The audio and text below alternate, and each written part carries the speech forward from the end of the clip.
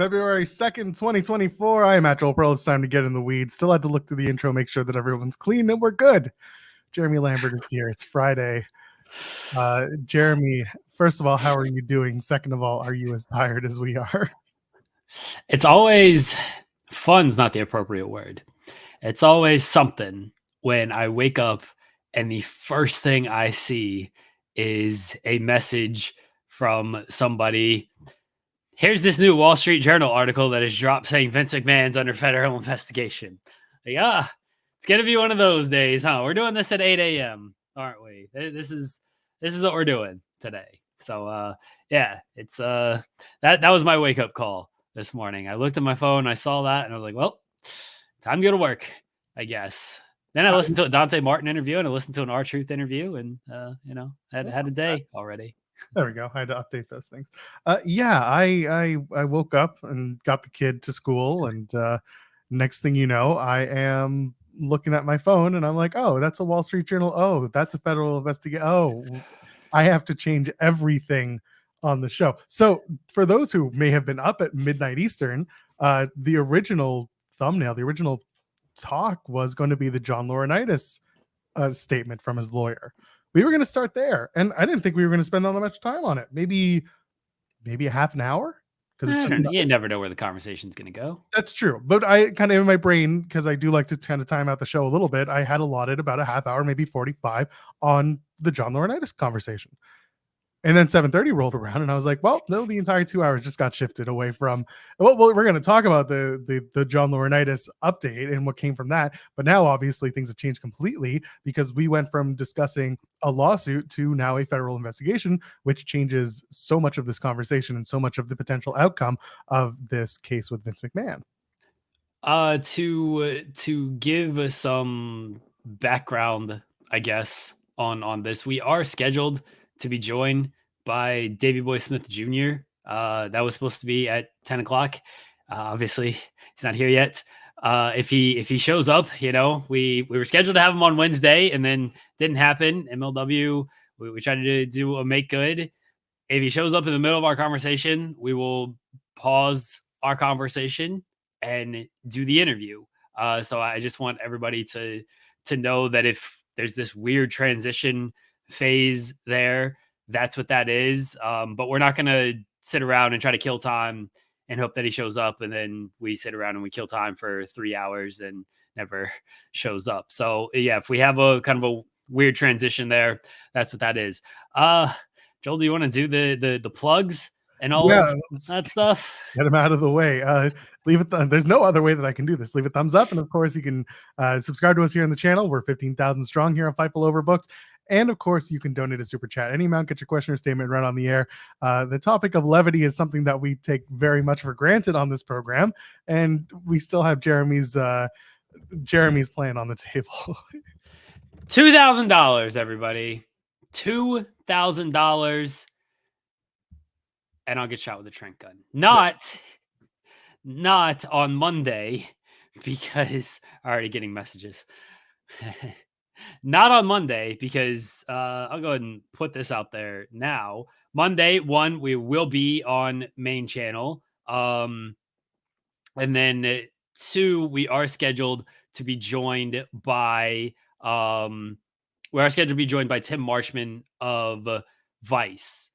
He was the one who reported on the John Laurinaitis news. He's scheduled to join us on Monday. We will now have a lot more to talk about with Tim, but he's scheduled to join us on Monday. I would rather not be under the influence of a trank dart if we do that conversation. Cake is one thing. A trank dart is a completely different thing. A cake, even, a very serious conversation, and let me do this with cake on my face. Even that would be a little strange. But a trank dart certainly would be something else. All you got to do, though, is $2,000. And another thing, I'll go ahead and put this out there. We mentioned our Royal Rumble winners earlier this week on Monday. Darren got back to me, and he got his shirt sent.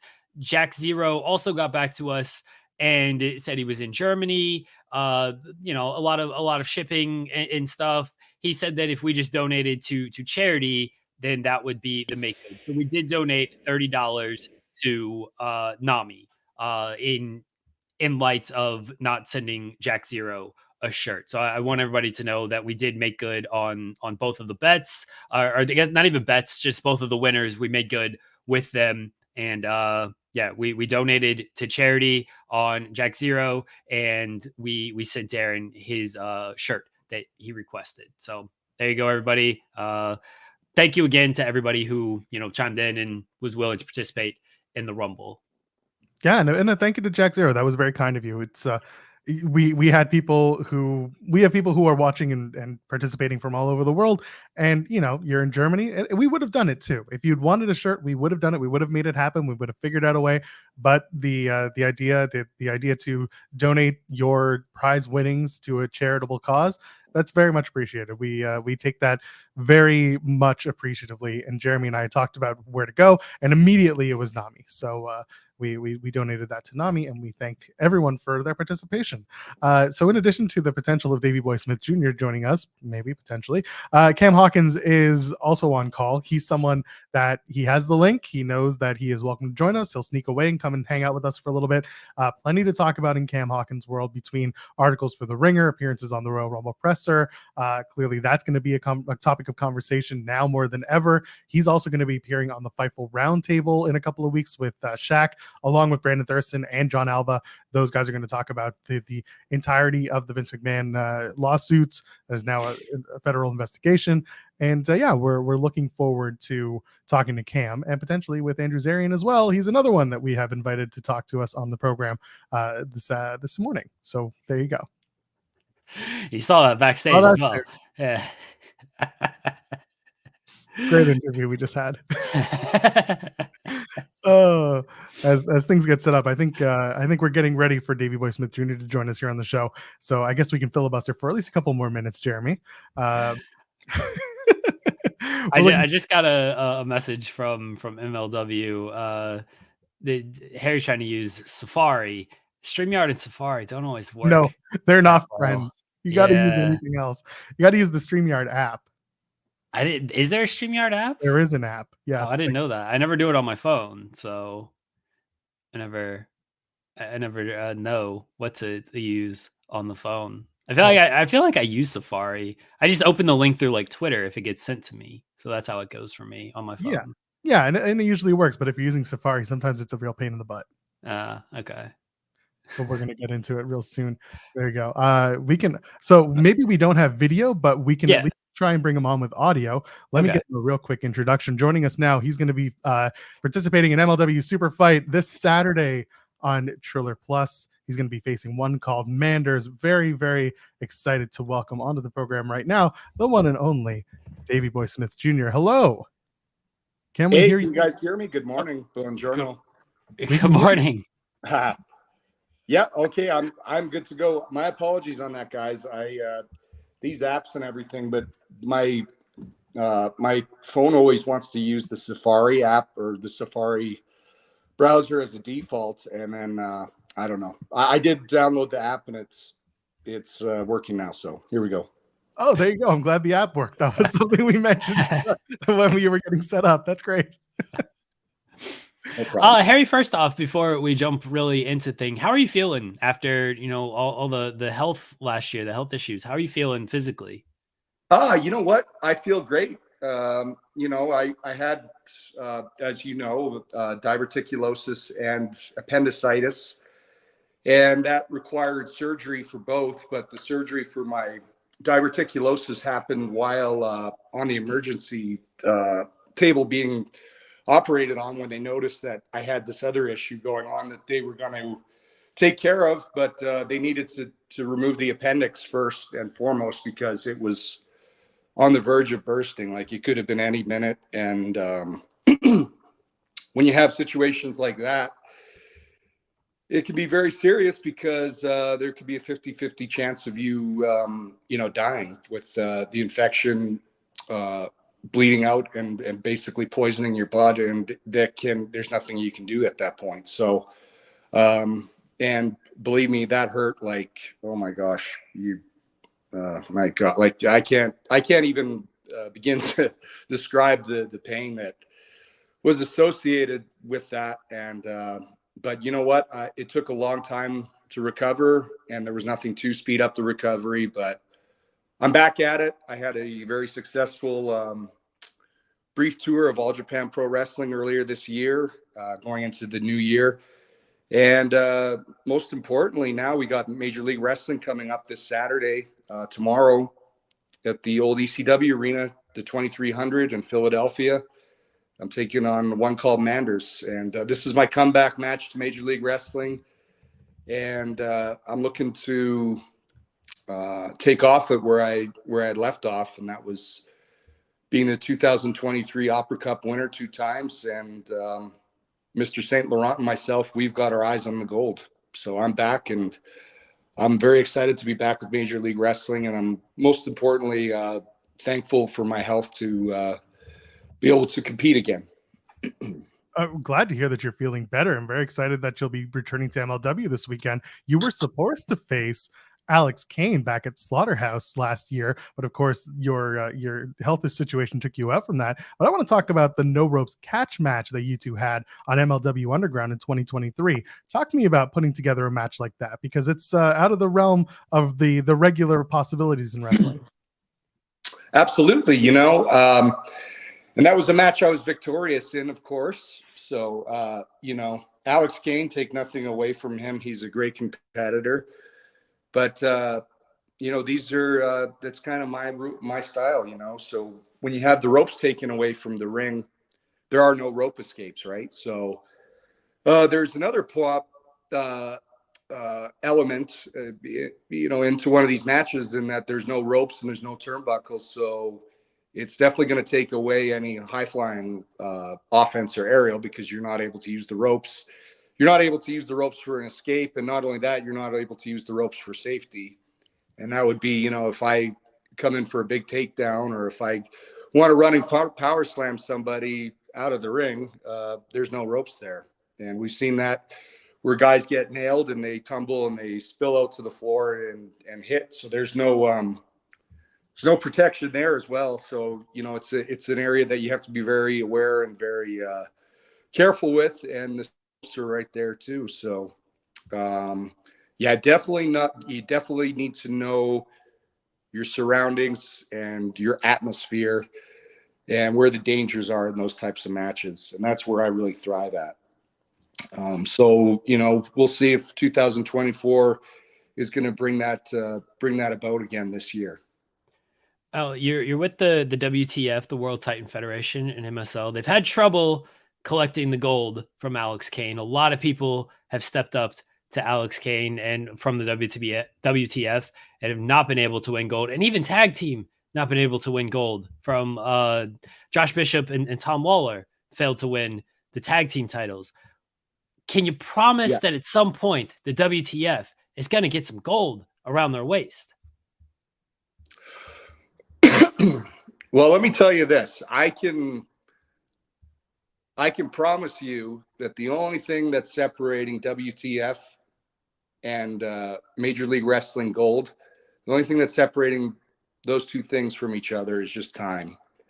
And it's only a matter of time until, well, like I said, I'm stepping back into the ring tomorrow evening, and I'm looking at using one called Manders as a stepping stone to the gold. But all that being said, he's a great competitor. I'm not taking him lightly at all.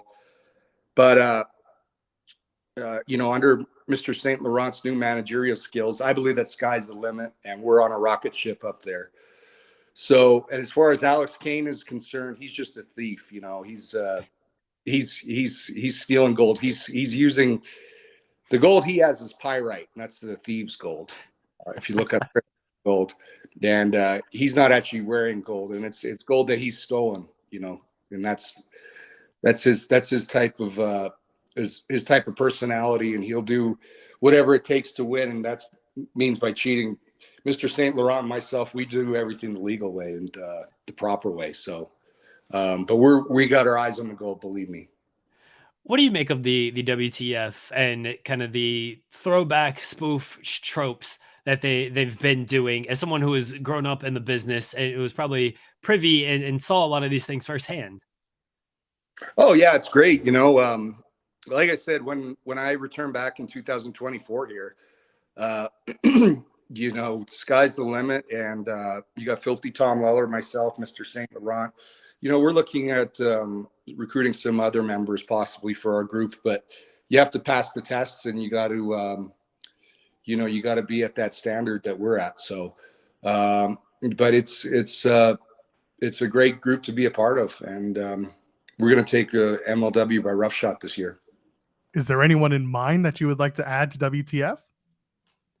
Well, we're going to keep that as a little secret, but we definitely got our eyes on a few talent.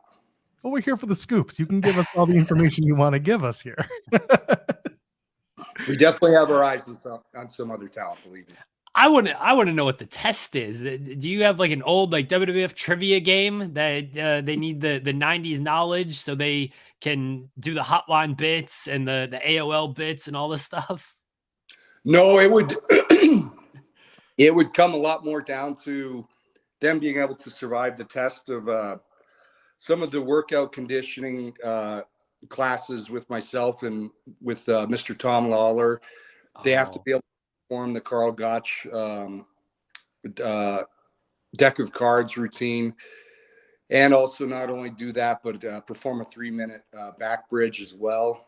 And they also they have to have quite a criteria of their background and in history of what they've accomplished so far. But if they're able to pass our physical examination, and certainly we know that they have the brains to do it because they've been appointed by ourselves, and they know that we're the best too. So that's not certainly an issue, but it's more the physical aspect. And once that they can pass that through, maybe, just maybe, Mr. Saint Laurent will give them the A-OK. Arguably someone who would make a good addition to WTF if they were ever available is a former tag partner of yours, Lance Hoyt, currently known as Lance Archer. Let's talk about Lance Archer for a second. And I want to ask about Global Force Wrestling. Hey, I said I wasn't going to talk about any guys that we're looking at. Oh, no, that's fair. That's fair. Hey, we may or may not have been looking at him. So let's put it. But well, yeah. Anyway, continue. Yeah. Let's just we'll go backwards because you two have history. Talk to me about your experience with Global Force Wrestling, because I covered TNA. There's a lot of intermingling with Global Force in that history. Talk to me about working with Lance in that Global Force environment when you guys did the Vegas run. This was years ago now, almost 10 years. Yeah. Well, you know what? Time certainly does fly. You know what? It was a great experience. Unfortunately, not more really, I guess was able to be developed with the company. But the TVs that we did, I was always curious just to see how the production and everything turned out. And it was a 6-sided ring that Global Force was using, which I've never seen myself in a 6-sided ring, or Lance Archer, for like us together. We're two big guys. So, I hadn't seen it. I was always curious, and I believe we were on the last shows before, the company went in a different direction, and we had stayed with New Japan at the time. So, you know what? It was a great experience, but I hadn't seen any of the footage back or anything to be able to be more exact. And it was quite a few years ago. Like, it's just crazy how time flies. You know what I mean? Well, you mentioned not having worked a 6-sided ring before. When TNA came back, a lot of the talent said we don't want to bump on a 6-sided ring. Was that your experience? How was the 6-sided ring experience for you? From what honestly, from what I recall, it was okay to just move around and land on and fall on and take bumps in. It was just confusing because of where the turnbuckles were at. So when you're throwing a guy off the ropes, you're not trying to throw him off straight from those ropes. You got to like angle 45 degrees, if that makes sense, to the I guess adjacent or other side that's going to be looking directly at you, but it's going to be on an angle. So that was definitely confusing. And then it was like you got 4 sides of the ring to cut the ring off, right? But now you got 6 sides to cut the ring off from your opponent from making the tag. So in those instances, it was harder to cut the ring off and keep the whoever the competitor is on your side of the ring when there's an additional 2 sides to each one, so 4 being 6. And a little confusing, but I don't remember anything painfully bad about the ring. It didn't break with us in there, so that's a good thing. Got a lot of weight, a lot of big guys in there.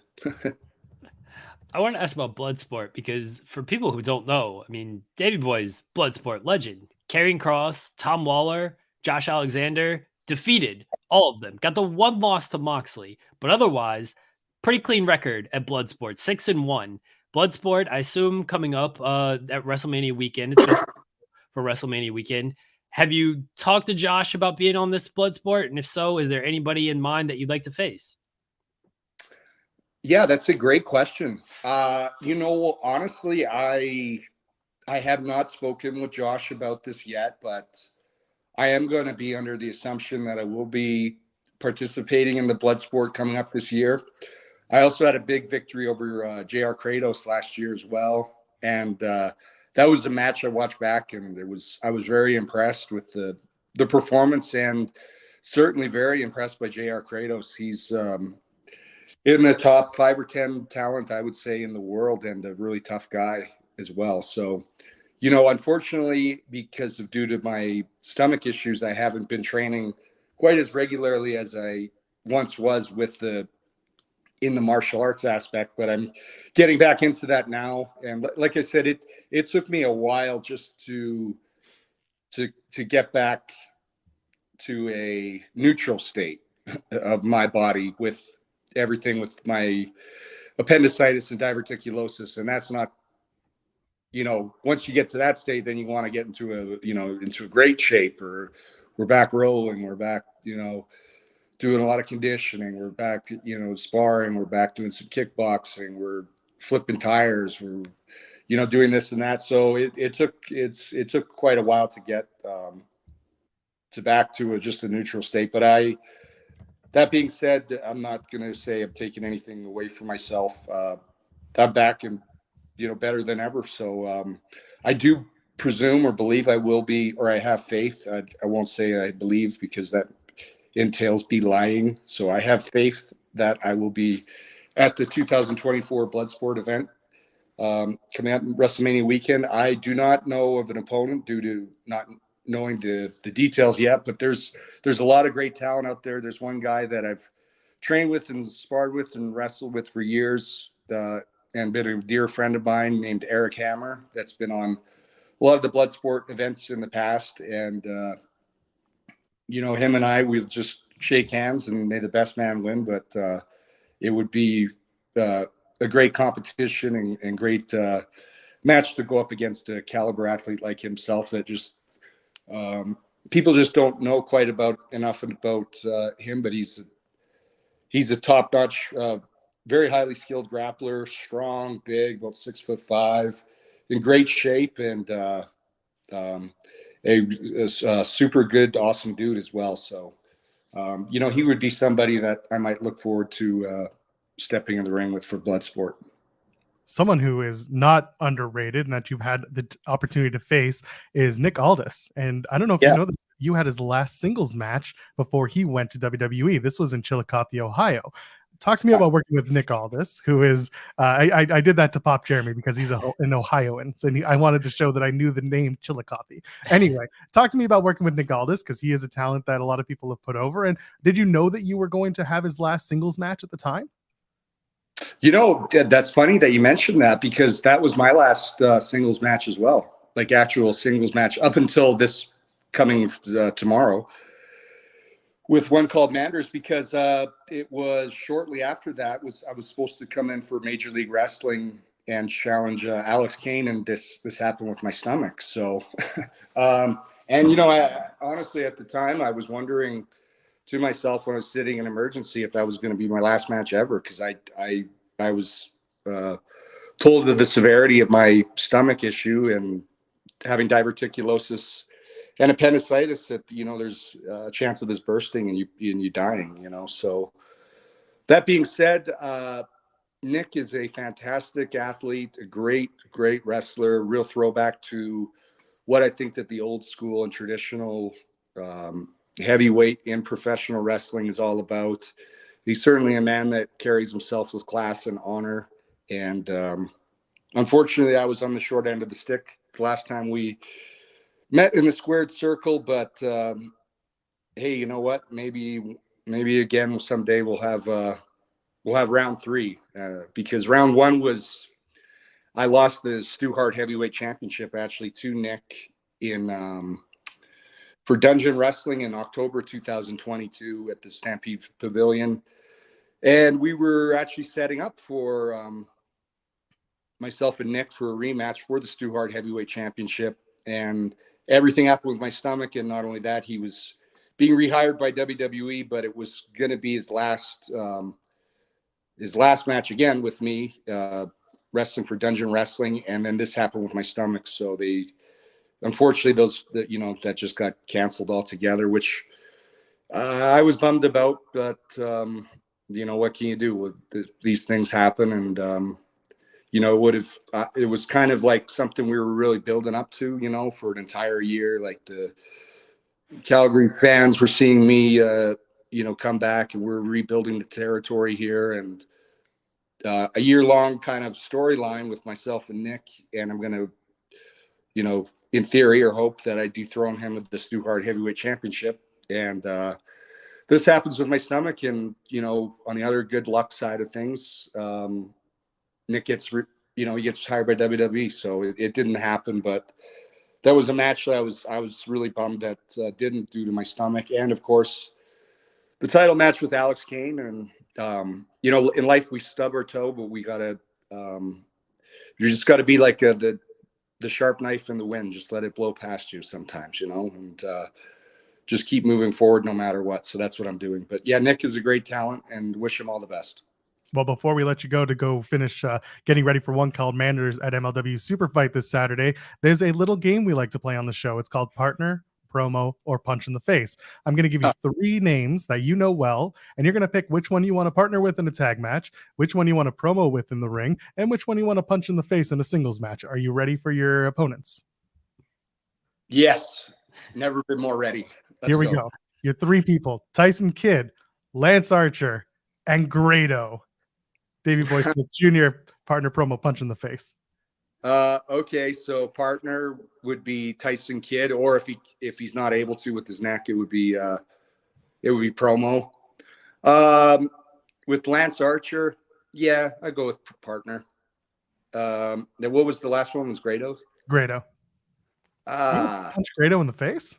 No, I give him a gentle slap and then a hug, but no, you know what? Honestly, a promo, I'll go with promo with Grado. So I think that would be pretty entertaining. I love it. Perfect. Jeremy, you want to lead us out? Oh, well, David Boy, we appreciate you joining us. Let everybody know where they can find you at, and this, this Saturday, MLW Superfight. Absolutely. For the fans watching and listening on, they can find me at DB Smith Jr., and that's on Instagram and Twitter.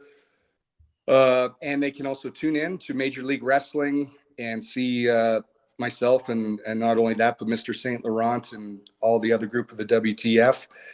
Not only that, I am very excited to be back with Major League Wrestling and a part of the big picture here. Like I said, I've been training really hard, and I've been getting into a lot of crystal therapy and neo-paganism. And I believe that this has really augmented my spiritual side, which is helping my performance in the ring and in the gym as well. And Mr. St. Laurent is helping guide me there as well, too. So fans tuning in, I hope that they do check out Major League Wrestling tomorrow at the old ECW 2300 Arena. And One Called Manders, we got a hoss fight on our hands. And I know that he's dangerous and he likes to be hit. And he's unorthodox, but I'm in there for the long run with him, and I'm planning on slapping on one of my submission holds, procuring one of those joint locks or a crossface or the sharpshooter, and may the best man win. And thank you guys for having me on. Really appreciate it, and got big things coming up with 2024 with Major League Wrestling. Thank you very much. Thank Davey you. We Boy appreciate Smith it. Jr. Check out MLW Superfight February 3rd. That's this Saturday on Triller Plus, or if you can go over to the 2300 Arena in Philly, go check it out. Thank you very much for your time, Davey Boy. Have yourself a good day. You're welcome. Thank you, guys. Thank you. Have a good day. There we go. Do we want to just hop right into to number 2? Because as well. May as well. From the Ringer, we told you he would show up, and he is here. Cameron Hawkins joins us now. You're early for your Fightful Roundtable appearance, Cam. Are you guys ready for a nicer interview? I don't know. We talked to John Alba about that, and yeah, that was something. Yeah, it's that's that this thing that we do. It's sometimes it's hard for me to believe there's like actual like. I don't know. It's not a conversation for right now. We can talk about that later. That's. I feel like you guys will be getting into that on the roundtable. Yeah, no doubt. In a couple days. So, well, we won't completely undercut Shaq. We owe him for the last time he was on this show, and I interviewed him as I pretended he was Shaquille O'Neal, and I just asked him questions as he was Shaquille O'Neal, and he did well with it. But I feel bad that was the bit. He's a good guy. He's a good sport. I like Shaq. It's my guy. He did it with a straight face, so there's that. Cam, let's ask about the Rumble. Let's talk about the Rumble. You framed your question in a very good way, I thought, of what steps are being taken to, talent safety. And Triple H was everything. Just all I can say is everything. We talked about this a lot with John Alba. What was kind of your mindset going into the presser, where there was a lot of obviously internet chatter of nobody's going to ask any of the tough questions? Like, what was your mindset going into everything? I laugh at it all, man. It's funny to me because probably the coolest thing that could have happened, if you actually watched the YouTube live, or go back and look at the comments, or if you look at the video clips or reposts or threads that were made, you got just as many people saying, I'm glad they asked the tough questions, as you have people saying the talent went out there and worked hard. Why aren't they sticking to the Rumble? Like, there's no winning. You know what I mean? Like, there's no one right or wrong way to do this. I think that you have this mix of people who have done the pressers and have sat in the press box, and you have a mix of people who have not done it. You know what I mean? So there was, like, in the press box, there's a certain energy of the new people who are there. Like, I'm next to Muscle Man Malcolm and my man Goober, and they're having the time of their life. You know what I mean? Like, this is the coolest thing in the world to them. Other people are kind of in there like, I'm enjoying the show, but these other things are to the forefront and on my mind. So, I mean, I guess my mindset was, it's really interesting still being fairly new to this, but also having done it enough to really feel like, well, this is going to be interesting to see how these answers and how these questions are communicated. So, I was kind of all over the place, like feeling wise, as far as it went. Yeah, I asked John Alba about the vibe in the room, and his answer was kind of like, I've been here before, it didn't really affect me. I'll ask you the same question. What was the vibe in the room? Because you had people that you knew, you were sitting with, you were just mentioning a few names. What was it like when you walked in? You know what's funny? I kind of don't sit with anybody at those things. You know what I mean? Like, I'm kind of in my zone, thinking about what I'm going to be talking about, if I'm going to say anything. Like, this is the first time I've actually asked a question. There's this guy on this show, and there's always a guy on the show, and he was somehow, I became the poster child for WWE Shield, WWE Stooge. No idea how that happened, but he gets on there and he's like, do you want real questions? And then he turns into like this Gomer Pyle voice, because apparently that's how I sound. He was like, or do you want to hear Northwest C say, so Roman, how does it feel to be the head of the table? And I was like, the fuck? Like, don't do things like this or ask questions like that. But no, I'm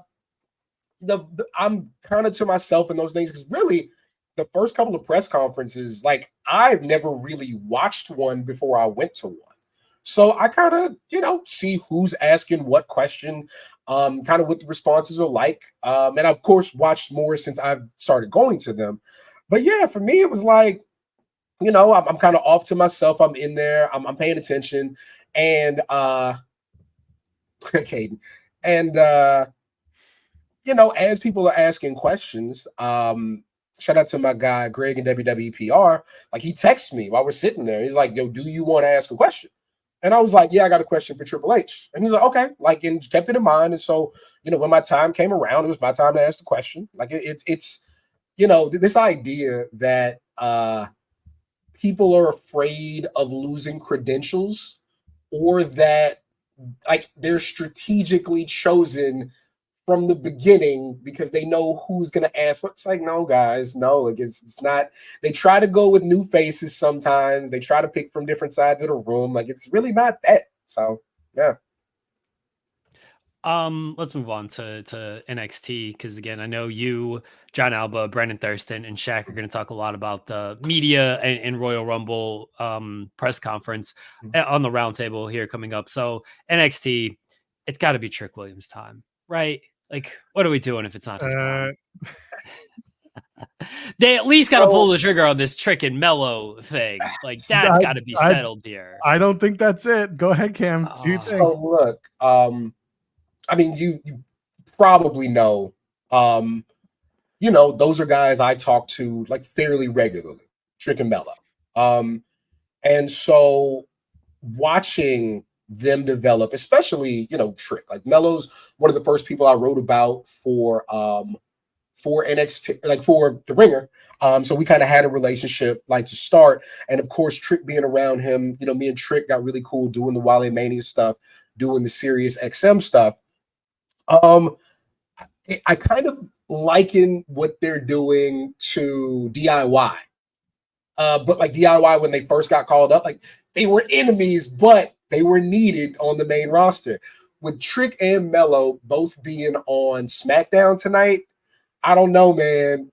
I don't know. I don't feel like we're going to get that split because I think that they add something to a tag team division that is going to need teams. You got them, you got, the Creeds, but then, New Day can kind of jump in and out of anything. You got Street Profits right there. You got AOP right there. I don't see it, man. I think that them and Braun are going to be called up without things being finalized with NXT. Like I could really see them winning the Dusty, getting, tag title shot, but then just moving up. Like I think that we're not going to see the end of this storyline in the way they had it planned. I think that they're seen as vital on that main roster. They got to give me a conclusion to this parking lot angle. Yep. Make something up. I don't care who it is. It can be Axiom for all I care, but you got to give me somebody. It was Tank Bearhill this entire time. Right? It's such a fun show too. NXT is so fun, man. I really do enjoy that show.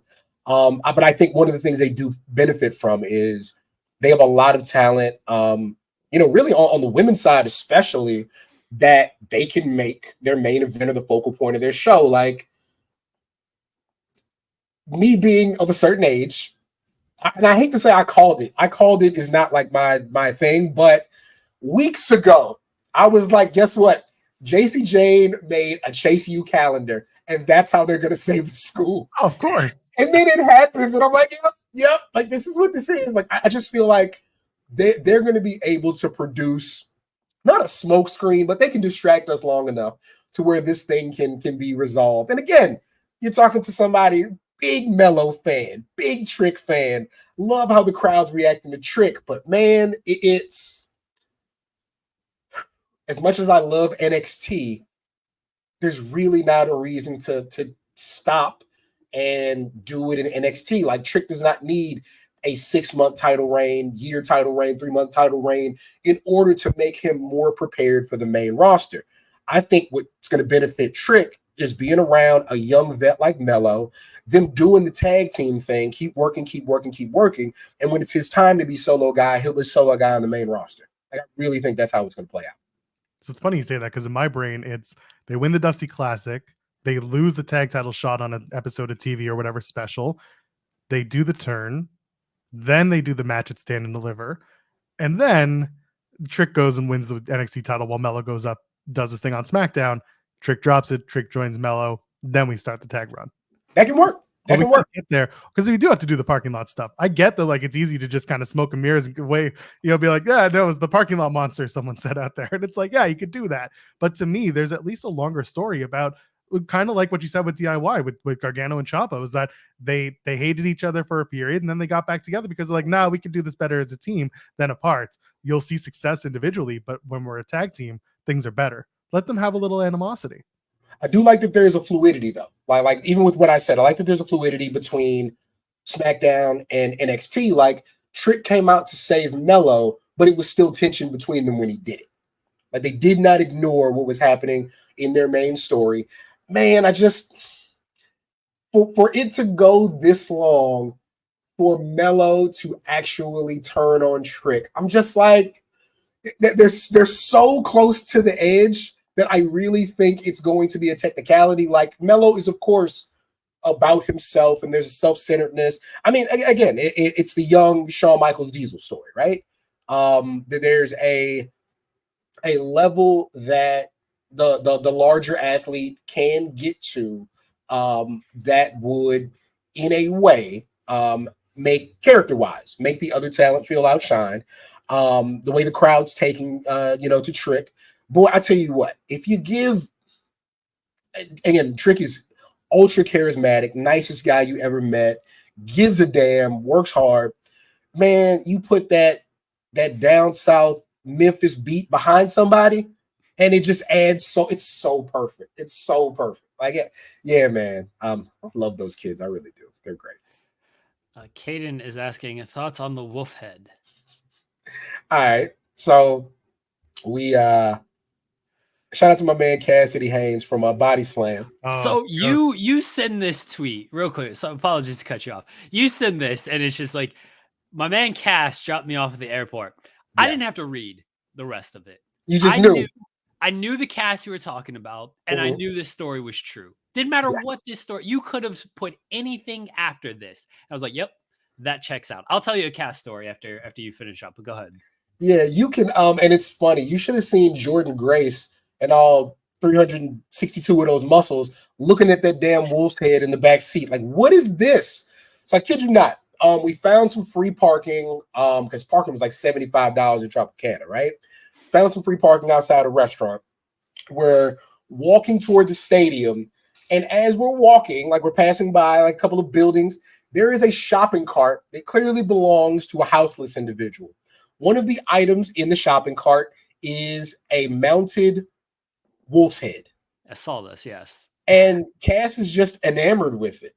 And he just keeps talking about it. Cass, I found out Cass is a talker. We spent a lot of time in the car. Okay. Over the weekend, found out Cass is a talker. I was like, okay, cool. But he's enamored with the wolf's head. He was like, yo, if it's still there when we leave the stadium, I'm taking that wolf's head. So, okay. It was still there. He took it, put it in the car. And so on Sunday, I'm getting ready to go to the airport. And he's like, hey, Masha and Jordan want to hang out. It's okay, we can do that. So I met Masha at Masha Slamovich, met her at GCW the night before. Cass took me around. I know a bunch of the guys who were on the card, so we kicked it. We had a real fun time.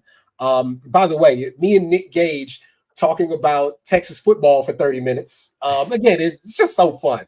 But so I met Masha. Masha's really sweet. So then he's like, yeah, Masha and Jordan want to hang out. And, Jordan is from, 30 minutes up the road from me. And so, me and her, we've been cool for a while. So just, we're all hanging out. We're like at the Capital One Cafe kicking it. And so then we're like, okay, well, I know y'all want to go hang out. Cass is like, I'm going to take Cam to the airport. And again, the wolf's head is there. She's like, what is this? So we get to the airport. I get out, I'm getting ready. Notice I don't have my headphones. So I'm like, okay, my headphones are in the car. He's like, okay, we'll bring them to you. So the car comes back around and Masha's in the front seat. And I see Cass like, all right, thanks, Cass. He pulls up just a little bit more. And I swear, you would have thought Jordan was Obama. The way like the dark tint window rolls down, that is the head. The way the dark tint window rolls down and Jordan in that big ass arm hands me the headphones. And I'm just like, this is the perfect exclamation point on the weekend. So yeah, fun times. So Cass was at my wedding and photos got posted on Facebook and everything. And Sean, who lives in this small town or lived in this small town in Kentucky, had posted some photos. And somebody like contacted him of who is that person there? And it was Cass. And apparently, this random stranger, it might have been like Sean's cousin, like second cousin or something. Like, oh yeah, I met this guy at a bar one time. He was just hanging out and we were talking for a little while. And she recognized him from a wedding photo that he was in of mine. Cass knows literally everybody. There's not everywhere, man. Yeah, it is 7 degrees of separation with Cass. Like, you know somebody who knows Cass. I guarantee it. Absolutely. That's a good dude, man. That's a good dude. One of the nicest guys out there. Yeah, very sweet. Absolutely. Highlight of that wedding was watching Cassidy dance with Jeremy's mom. Cass did dance with my mom at the wedding. Yes. I believe it. We're all standing there like, my mom bullied him into dancing. Yeah. And it was old time rock and roll. I will never forget that. Yes. Shout out to Cass for wearing the Wrestling is Gay Effie shirt to the WWE presser. Yeah. Salute to Cass. Sean texted me. He was talking to Akira Tozawa, and Sean messaged me. So you got Cass's fit, and Tozawa was very dressed up for this press, mind you. And Sean's just like, "What do you think these two are talking about?" I don't know. Probably trading like workout tips or something. Seriously. Yes, Cass is a fantastic man. Cam, I don't want to take up too much of your time here. So what do you have going on in the world with the Ringer?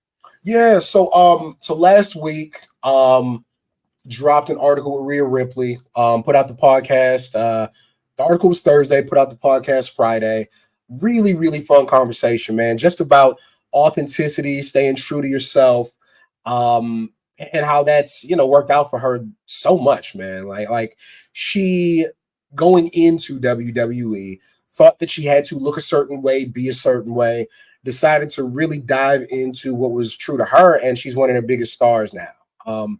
Talked about her being such a big part of TV, talked about her, being treated, on equal footing with the men, intellectually, not just physically. Really, really fun stuff. I'm very sad. I didn't get to, okay. So Sunday was the showing of Bianca and Tez's show. If I had known how black that party was going to be, I would have stayed an extra day.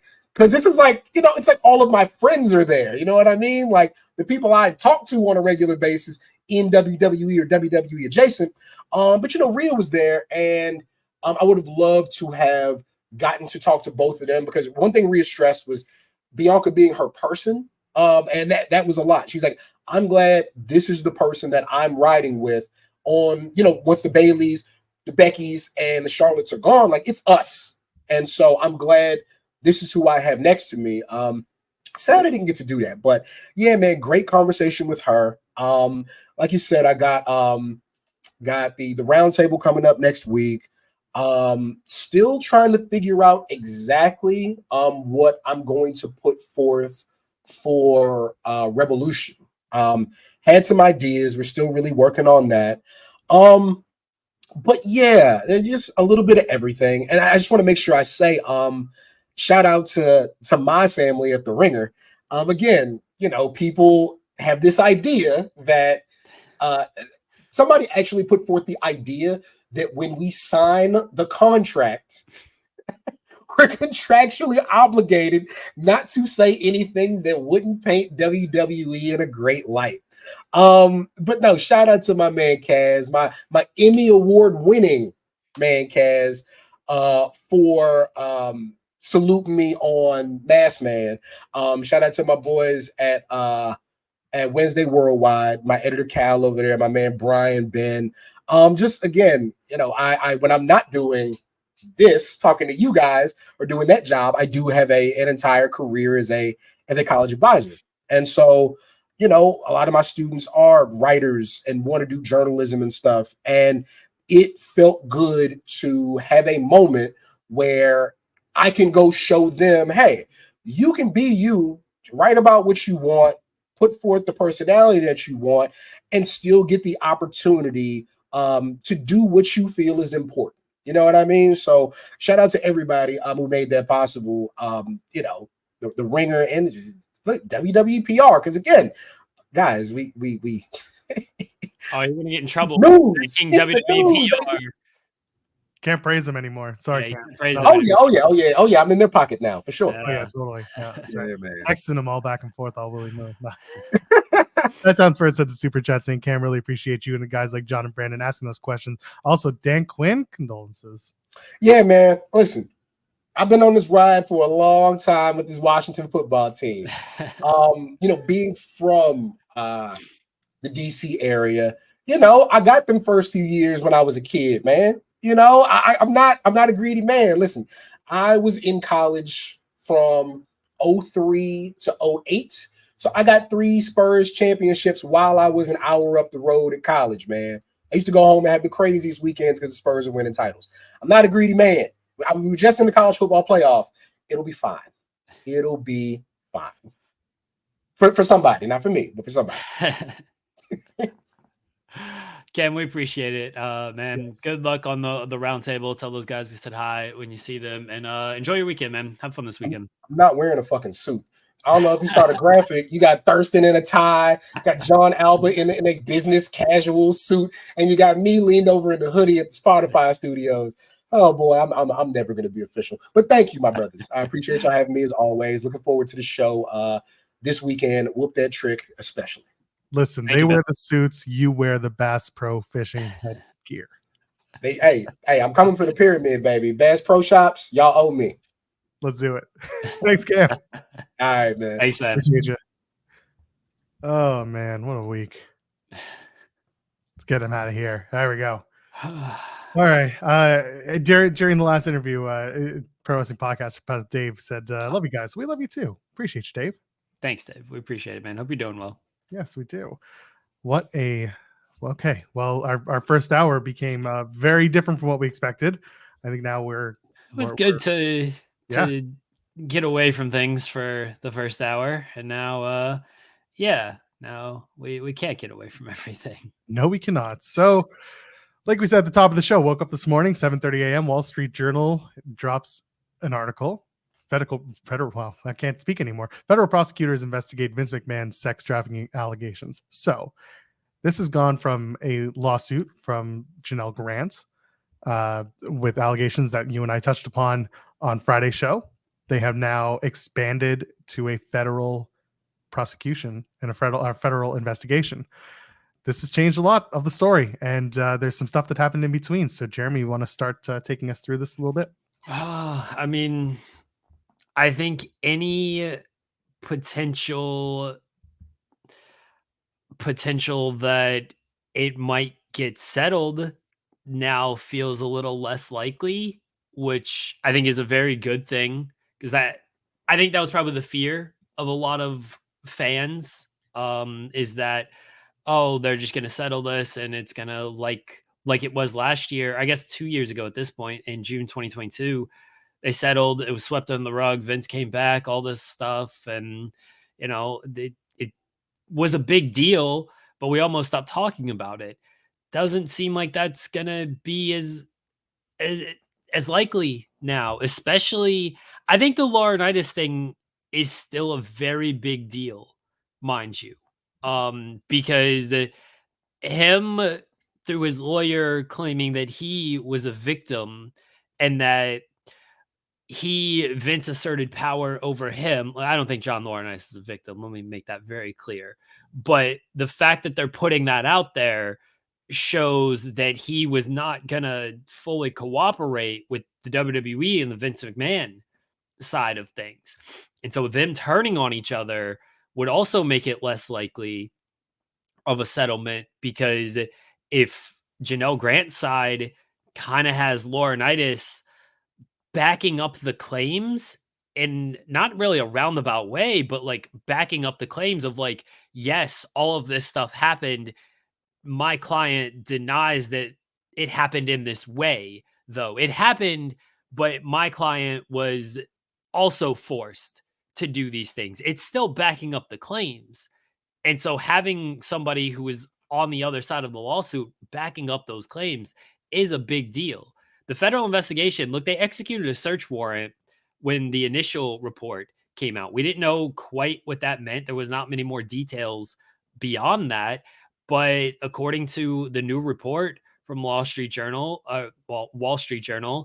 they got like phone records and communications between Vince and Grant and other people who he allegedly committed crimes against. This is a big big deal. It says, the summer of 2023, federal agents executed a search warrant for McMahon's phones and delivered a subpoena for him to him for documents related to any allegation of rape, sex trafficking, sexual assault, commercial sex transaction, harassment, and discrimination against current or former WWE employees. If they have that stuff, we saw the text messages that were in the lawsuit. If they have more than that, I don't know what's in there, but like what we already have seen is a lot. There's a timeline of events that Brandon Thurston and WrestleNomics put together, going all the way back from January of 2022 till now. I do encourage everyone to take a look at it. It's free. It's on the WrestleNomics website. And also going back to the John Laurinaitis comments, this was originally what we were going to talk about. The lawyer who's representing Laurinaitis, Edward Brennan, had sent a comment or a statement to Vice News, and this is the statement. Mr. Laurinaitis denies these allegations and the misguided complaints and will be vigorously defending these charges in court, not the media. Like the plaintiff, Mr. Laurinaitis is a victim in this case, not a predator. The truth will come out. And then in response to a follow-up question, Brennan wrote, read the allegations, read the federal statute, power, control, employment, supervisory capacity, dictatorial sexual demands with repercussions if not met. Count how many times in the complaint Vince exerts control over both of them. So that is really where they're going, is, like you said, Laurinaitis saying, yeah, these things happen, but I was effectively told to do these things. He is alleging that he is a victim in this case. We're going to see how this plays out, but now that this is a federal case, it becomes a much bigger conversation with where it goes. It's not going to be settled. It's not going to be swept under the rug, which was something a lot of people talked about when this all came about. There will be an ongoing investigation. There will be ongoing information that comes out, and it won't just be we're done after this. We don't know if it's not going to be settled. There's still a very real possibility that it does get settled. But the more stuff that just comes out, when the first report came out, June 2022, it came out, we all talked about it, and then it went quiet for a little while. Not much happened. It ended up getting settled in January, I think, is when he settled with Rita Chatterton. And then January was also when he forced himself back into the board and got back on the WWE board and everything with that. But it was still pretty quiet after the initial June report. The initial report came out Thursday, and look how much has happened since then. We've had Vince resigning. We've had sponsors pull out. We've had another report. We've had Johnny Ace issuing a statement. Johnny Ace went real quiet when the initial report came away. We haven't heard from him since the initial report came out and he was let go. And, he's coming out and giving this statement out. Janelle Grant's lawyer is talking on various interviews. She was on News Nation.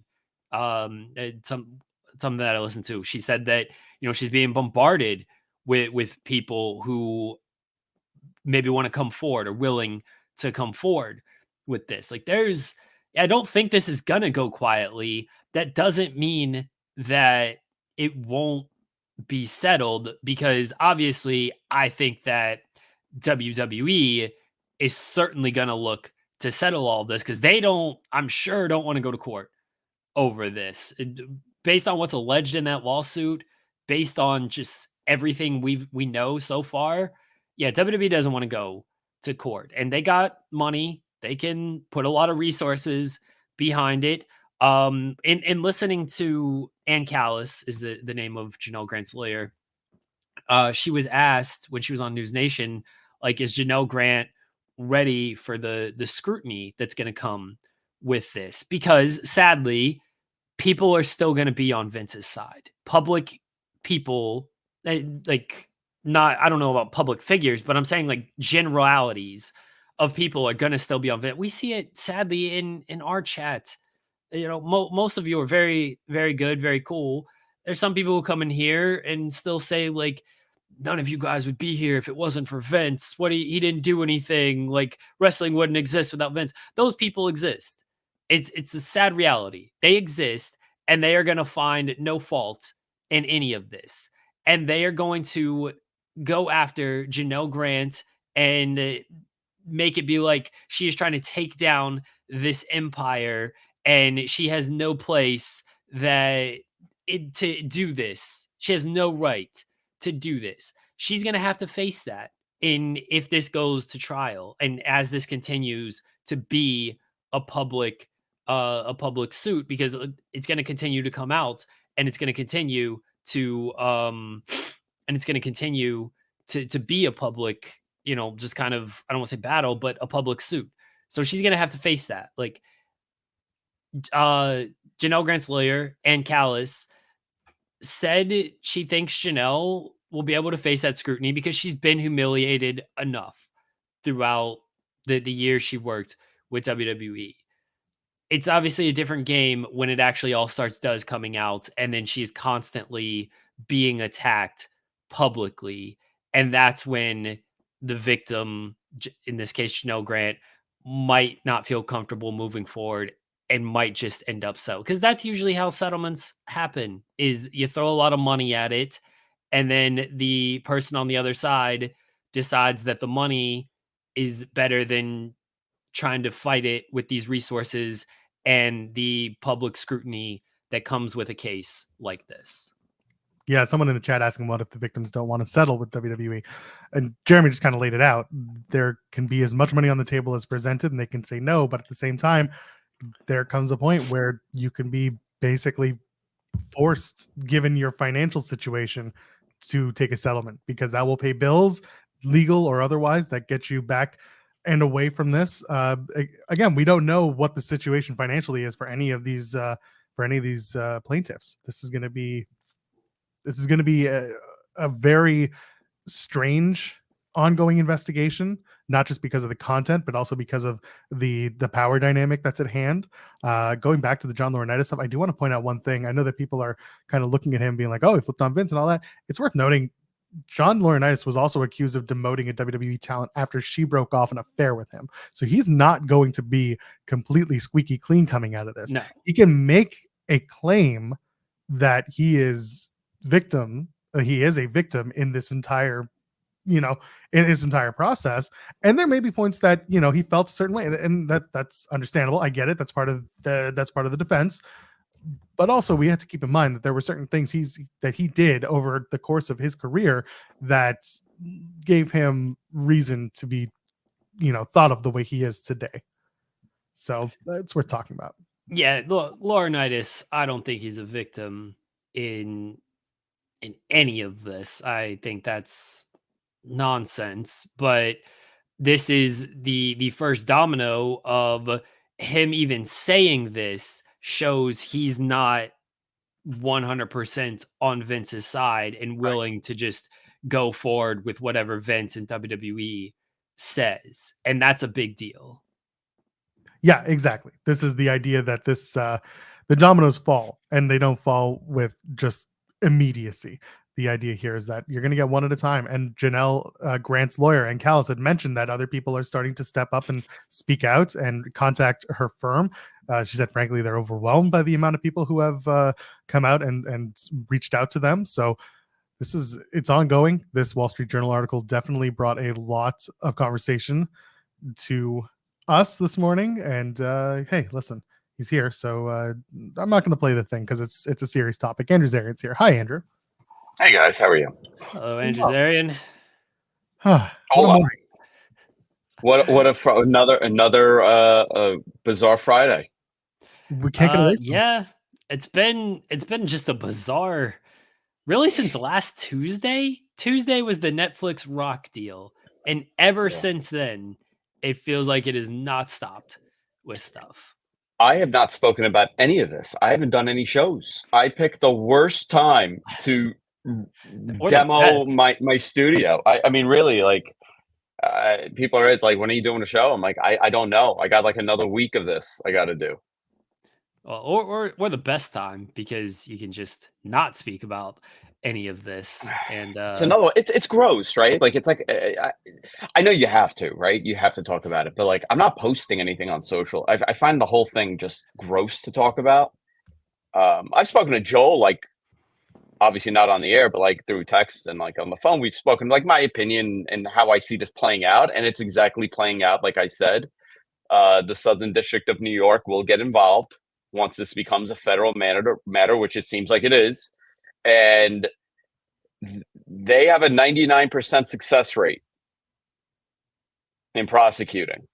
So this is going to get very interesting. And John Laurinaitis' statement that he put out to push that he has a lesser role in this, and the whole thing that he's also a victim of this, is by the book what any lawyer will do when their client is being possibly charged federally with a crime. You always deflect. And again, I don't know any facts, right? Just reading this. I just know based on my experience with certain things that I've dealt with, that Joel knows. Jeremy, I'll tell you too off the air. I wasn't charged by anything, just by the way. Not me. I'm squeaky clean, right? Yes. Okay. But I know plenty of people, and you don't mess with the Southern District of New York. Your ass is grass at that point. And it seems like the Southern District is coming in. John Laurinaitis' move to make himself also a victim of the crime is, I mean, I've seen it in 5,000 different attempts at something like this. So I'm not reading into the words at all with these complaints and with the filings, because it is to sensationalize as much as you can by every party, right? It's still heinous. Whatever happened is still heinous. So I'm not, all the small stuff I'm not focused on. I really want to see what the federal government's going to do, because they're not going to take a case that they don't think they could win. And when that happens, then everything, will 100% be public. There's no way around it. Once the federal government files an indictment or a charge, those filings are very, very, very detailed. Obviously, it's their version of what happened, but it's still a very clear version because they actually have things in front of them. It's not, well, this one could have done this or this one said this. It's not hearsay anymore. Now it's all based on facts. And we'll find out within the next 6 weeks. The only thing that I'm a little iffy on is that the feds raided him a while ago and there was no action taken. And they normally will not wait to have some sort of civil matter jump ahead, because it could muddy up their case. So it's possible they didn't have much at that point to charge anybody with. But now it may be changing because, there's obviously a civil matter happening. Yeah, they executed the search warrant in summer of last year. And that was kind of the last we heard about it, is they did the search warrant and then nothing really came out about it. And now we, of course, have a lot more with Janelle Grant's lawsuit and now a federal investigation on this. Zarian, let me ask you, maybe Yeah.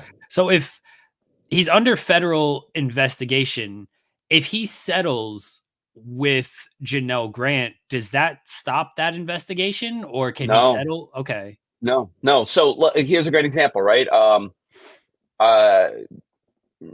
was going to give an example of someone, a very specific thing, so I'm going to try to change it. Let's say I borrow money from you, right, under false pretenses, right? I stole it now from you. And then I stole it from Joel. And then I did something. And then I turned around and I'm like, hey, guys, listen, I'll give you the money. Don't worry about this. And I finally pay you guys out. Now that there's been wire fraud committed and conspiracy to attempt fraud because I didn't ever intend on paying you. I was paying you under duress of probably going to jail. Has no feeling on what the federal government's going to do. They're not going to say, well, he paid his debt, so he's fine. Federal government, once they start looking into it, it's a rolling machine. And go ahead. I could tell you, I know 5 people, very high profile people in New York that I've worked with in some capacity as a consultant or whatever. And there are multiple attempts by them. One, they drain you financially. They will financially ruin you. It's going to be difficult with Vince, but that is the first attempt because they want the plea. They don't want to ever go to trial. They want a plea deal, whatever that plea is going to be, because it's a win for them, the prosecutors. The federal prosecutors, their job is to make a big name for themselves, go private, and make a killing financially. So they just want the wins. A win is a win. So whether that's, I'm throwing a number, whether that's, Joel doing 10 months in prison or 20 months or 5 months or probation, it doesn't matter. It's still a win, and they're going to come after you, and they're going to attempt to ruin you in every possible way. Again, I'm no emotion here, right? I'm just saying how they operate. I think for Vince, I think there might be a little bit of a vendetta there. He beat the federal government, and you don't poke that bear once you win. Could there be a political thing also here? Possibly. I think, let's be realistic. I think the Trump connection is going to probably hurt him more than anything else, especially being charged by the federal government with this heinous accusation. So they're going to go after. I mean, if there's anything for them to go after, they truly feel that this was a crime that he committed. They're not going to do the whole, well, do we want to muddy this up? No, they're going to go after him. After all this, the feds are going to 50-50 the booking. They're going to 50-50 the book. I mean, I know, and here's the thing. I don't talk about this publicly. I do it with you guys because this is such a safe area for me to talk about. But nobody watches this show. It's people will muddy what I say, and I'm saying I have no opinion because I don't know the facts. I only know what I'm reading, and it's heinous. It's terrible. It's disgusting. Even if the argument is that it was consensual to some extent, it's still gross. It's not how I live my life. It's not how most people live their life. Is it a gross misuse of power? Of course. Is that criminal? That's where they're going to have to prove whether it is or it's not. We're going to see the other side of the text messages, which is going to be very telling as well. In the Janelle Grant stuff, that I'm looking at it as 2 separate things. The feds coming after him is very different. I'm not going to be surprised if they're going after other people that have signed the NDAs, and they're very good at convincing you to do what they want. If that could happen, I think that's a real big possibility, and that builds to their case. I don't think they're going to build this on Janelle's terrible experience with Vince. I think they're going to base this on a multitude of people that had that terrible experience. That's the key for them. I have this thing in the back of my head, the federal prosecution, the investigation. How quickly does that push Endeavor to? Reportedly, the idea is that Ari's not afraid to clean house effectively, and I wonder if this pushes them a little bit harder to make that happen. I'm not saying make it happen tomorrow, but if that maybe forces their hand to work a little harder to see just how it goes. So who would they clean house, right? Is it Nick right. Hunter, their PR department, Bruce Pritchard? I mean, I don't know. How do you clean house when those people are the institution there? Right. I mean, I think you gotta go with basically everybody at the top. And I know that might seem like, okay, restructuring everything, but yeah, I'm including Triple H in that. I don't know what Triple H does or doesn't know. I do know that he has been a big part of the business for 30 years and worked alongside Vince for 20 of those years, like alongside him at a high level, whether he was a talent or an executive. And same thing with Bruce Pritchard. Like, Yeah. I don't know what they do or don't know, but if you want to make an example of we're tearing it down and we're going to get rid of everybody, they have to go. Like, I don't think you can leave them and be like, "And we're getting rid of everybody, but here's this guy who definitely doesn't know anything because he books well, and here's this other guy who's definitely doesn't know anything because he's the executive producer of the shows." Like, those two are, again, I don't know anything of what they do or don't know, but they've worked close enough with Vince to where it feels like they would have been privy to maybe something. Yeah, I and that was in the filing. That's what was interesting, is that, Janelle Grant's lawyers were trying to show that others have known about this. Others know what was going on. I'm sure they did, but did they know to the extent that of what they're accusing him of, or do they think that this is just a very sexually deranged relationship? It's how Vince has framed it. I highly doubt Vince went to any of these people and said, "I'm sex trafficking this person, and look what I'm making her do." I think it was presented in a very different, gross way, probably. And I think at that point, how do you, do you listen? I don't judge what people do in their bedrooms. That's their deal, but Of course. I don't know where that line is of me thinking like, well, is this consensual or not? I don't know if anybody even thought that, because I'm sure. I mean, the lawsuit alleges that he showed photos to just workers, people around, and they had a laugh about it. This is what, again, is alleged in the lawsuit. Don't know who those people were or anything like that. Yeah, I'm talking from an optic standpoint of things. If you're going to say you're going to clean house, but then you're going to leave a Triple H or a Bruce Pritchard, it's tough for me to think, like, did you really clean house if you left them? Like, again, maybe they didn't know anything. Maybe they didn't know anything to this extent of things. But from an optic standpoint, if you say we're cleaning house, but then you're leaving these two, it's like, did you really clean everything? Your room's still messy over here. Yeah. Like, the rest of the house might look okay, but this room over here, you still got a lot of shit to clean up around here.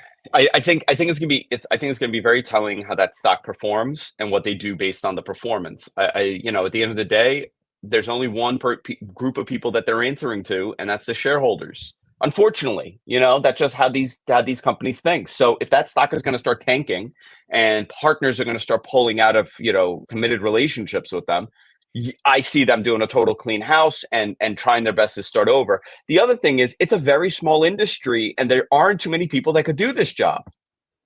So that's another aspect they need to think about. The gatekeeping is real in those companies. There's a reason why Hunter's in the position he's in. It's not someone else. There's a reason why Steph was in the position. Kevin Dunn, for every one of his production flaws, was a guy that was there forever with no intention on leaving as long as Vince was there. So it's a very protected business still. I don't know. Can you, I don't think it's as easy as saying like, well, we'll just get another booker and put him in place because it's an institution and things run a certain way. I don't know. I think it's, it's really a crazy off the wall story, but I mean, and then the other part is, it's still Vince McMahon, and we're thinking like, of course this could happen, right? Like, because we're basing it on a character. And mark my words, that is going to be part of their defense, Vince's. Oh, of course. That these are gross exaggerations because Terry Bollea and Hulk Hogan, two very different people, but it's also going to be, this is a gross exaggeration of who I am and what happened because of the character that I have portrayed. And I'm willing to bet they're going to pull up some really heinous stuff that Vince has done on camera and said, look, doesn't this look similar to what my client is being accused of? You see, it's a gross misrepresentation of what the illusion of this man is, because he has played a character on TV for all of his life. That's what a good lawyer is going to do or attempt to do. Again, I'm not defending any of it. I still, and I keep saying it over and over again because I don't want anyone to twist my words with this. When you talk about the legal matter, I'm very black or white. There's no gray with me. I want to see facts and I base it on facts. I don't base it on anything I think could happen. And which, for my case, this is the most that I've spoken about this. I found it very interesting that New York is involved in this, and it's most likely the Southern District, and that is that's the biggest piece to the story for me, that the Southern District is going to get involved because they don't lose. Well, they do, but very rarely. I mean, I'll talk to you off the air on how they don't lose. I get it, I do, and some of it we discussed here. There's one thing that I think. It hasn't been brought up, and again, this isn't an excuse, but it is something I keep thinking about, and it's the idea that some of these allegations in the timeline take place during COVID in offices that were technically shut down when most people were working from home, and that's not an excuse. But I'm saying that this is something that might come up if there are further conversations with staff about how much did you know about some of the things that allegedly went on, because that office sat mostly empty during COVID. So I do wonder about how some of this will come out as investigation begins, as more people are questioned, as whether it's Endeavor, whether it's the federal investigation, how it plays out, and what kind of questions and answers come out from this. Yeah, I'm waiting to see more.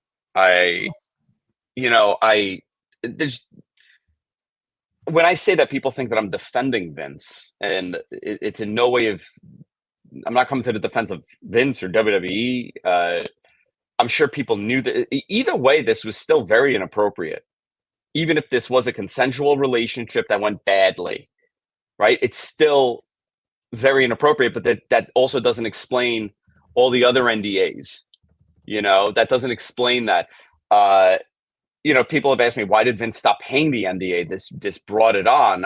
I think there's more to that, and we're going to find out. I think his defense is going to probably be like, maybe, they wanted more money, or there was, they breached it by her talking, or whoever leaked it. There's going to be more of that. But how about all the other NDAs? There's one for $8 million or $7.5 million. If Vince was paying $3 million for this, how bad could the other one have been? That's a question to ask. There's a lot here, and there's a lot. And I don't like talking about it because you want to respect the privacy of these women. You want to, and I find it. I'm very uncomfortable talking about it in general when you add a person to this. It's not just Vince that did something heinous. He did something bad to somebody that obviously worked for him, and it was bad enough to get paid out like that. I've signed a bunch of NDAs. I've never gotten an $8 million payout because I've signed one.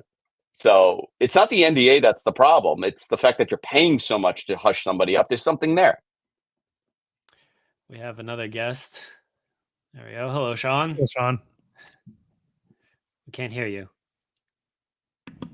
Unmuting my mic usually helps that out. I had it muted during the during the presser yesterday as well, so nobody could hear my question except for Shawn Michaels. But speaking of, I thought that Shawn Michaels did a way better job of answering those questions than Triple H did. Absolutely. There were some elements of that obviously he probably wishes he would have had the code of conduct in front of him. But he outright, when Bill Pritchard asked about that, said, "I'll go get it if you want it," type of thing. So I feel like he recognizes the things that he had done in the past that people look unfavorably on. And it looks like he's trying to actually prevent other wrestlers from experiencing those, as well as the things that we have heard about Vince McMahon of late. Now, I've been working on a story about this, obviously with some supplemental information, because there are some elements of this that, quite frankly, I can be forthright, I'm working with some other media members on, some mainstream media members on. Then there are some elements of this where I'm like, if I find out anything too grim, like, I'm probably going to take that to federal authorities. You know what I mean? Like there are elements of this that are at play that have a lot of things, a lot of wheels in motion. So John Laurinaitis very clearly sees there's no path out for him except for to jump off of the sinking ship of Vince McMahon. He is a rat jumping off that ship. His attorney has contacted multiple people in wrestling trying to get allies, trying to basically see who's talking to who's talking about what. I know of one person that has contacted me and they've said, I do know some other people that are involved. And if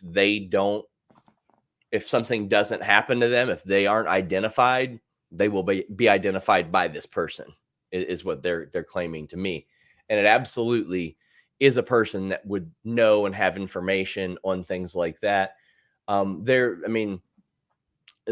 are people with NDAs, just like what Andrew said earlier. I had a former WWE employee that was like, probably not even the worst one. They said the $7 million one, the $7.5 million one. Like, what do you think happened there in a speculatory manner, but also hinting at me that like that one wasn't even the worst one that we heard about.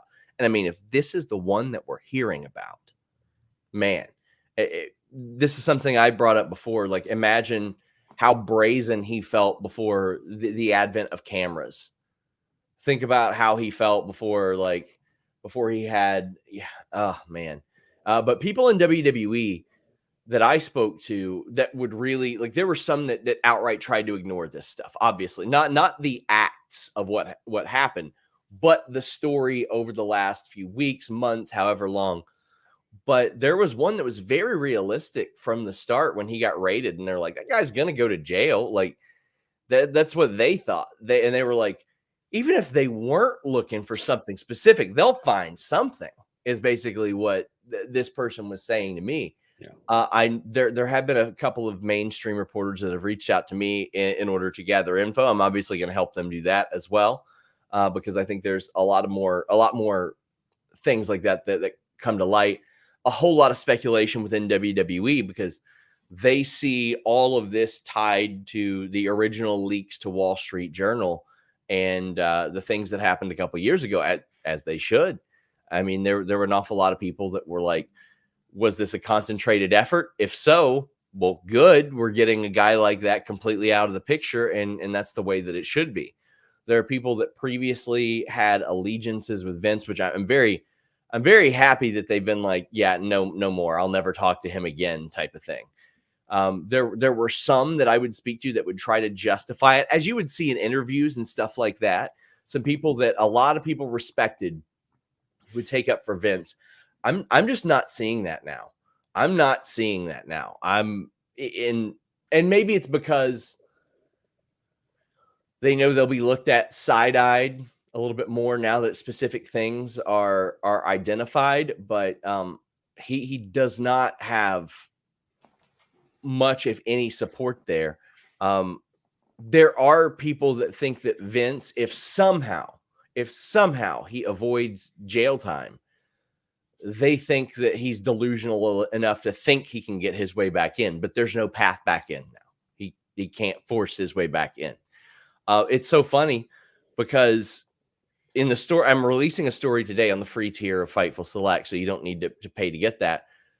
Like, one of the notes I had was that almost everybody believes that criminal charges could be on the way. Yeah, and that's the case, and they think so for Johnny as well. Like, it's not just Vince. Johnny is likely setting himself up to have as little of a financial or jail impact as he possibly can. Like, that's the only reason he's doing this, because if anybody else had been in power in wrestling, Johnny Ace wouldn't have had a job since like 2005, 2006. Like, it's very clear he was shitty at his job. He wasn't good at it. But now it explains it, right? I mean, Sean, did you ever hear that they were tight like that, or no? Like that? No. Like that specifically? No. But I mean, he had to have some sort of affection towards John Laurinaitis to keep somebody who was so bad at his job completely separate of this aberrant stuff, he wasn't good. Like, he was like very noticeably bad at his job, and you could see it in the hires and all that stuff. And over the years, there were rumors of casting couches and stuff like that I would try to look into, but nobody would talk. And there are some people that I know were personally affected that are starting to open up a little bit.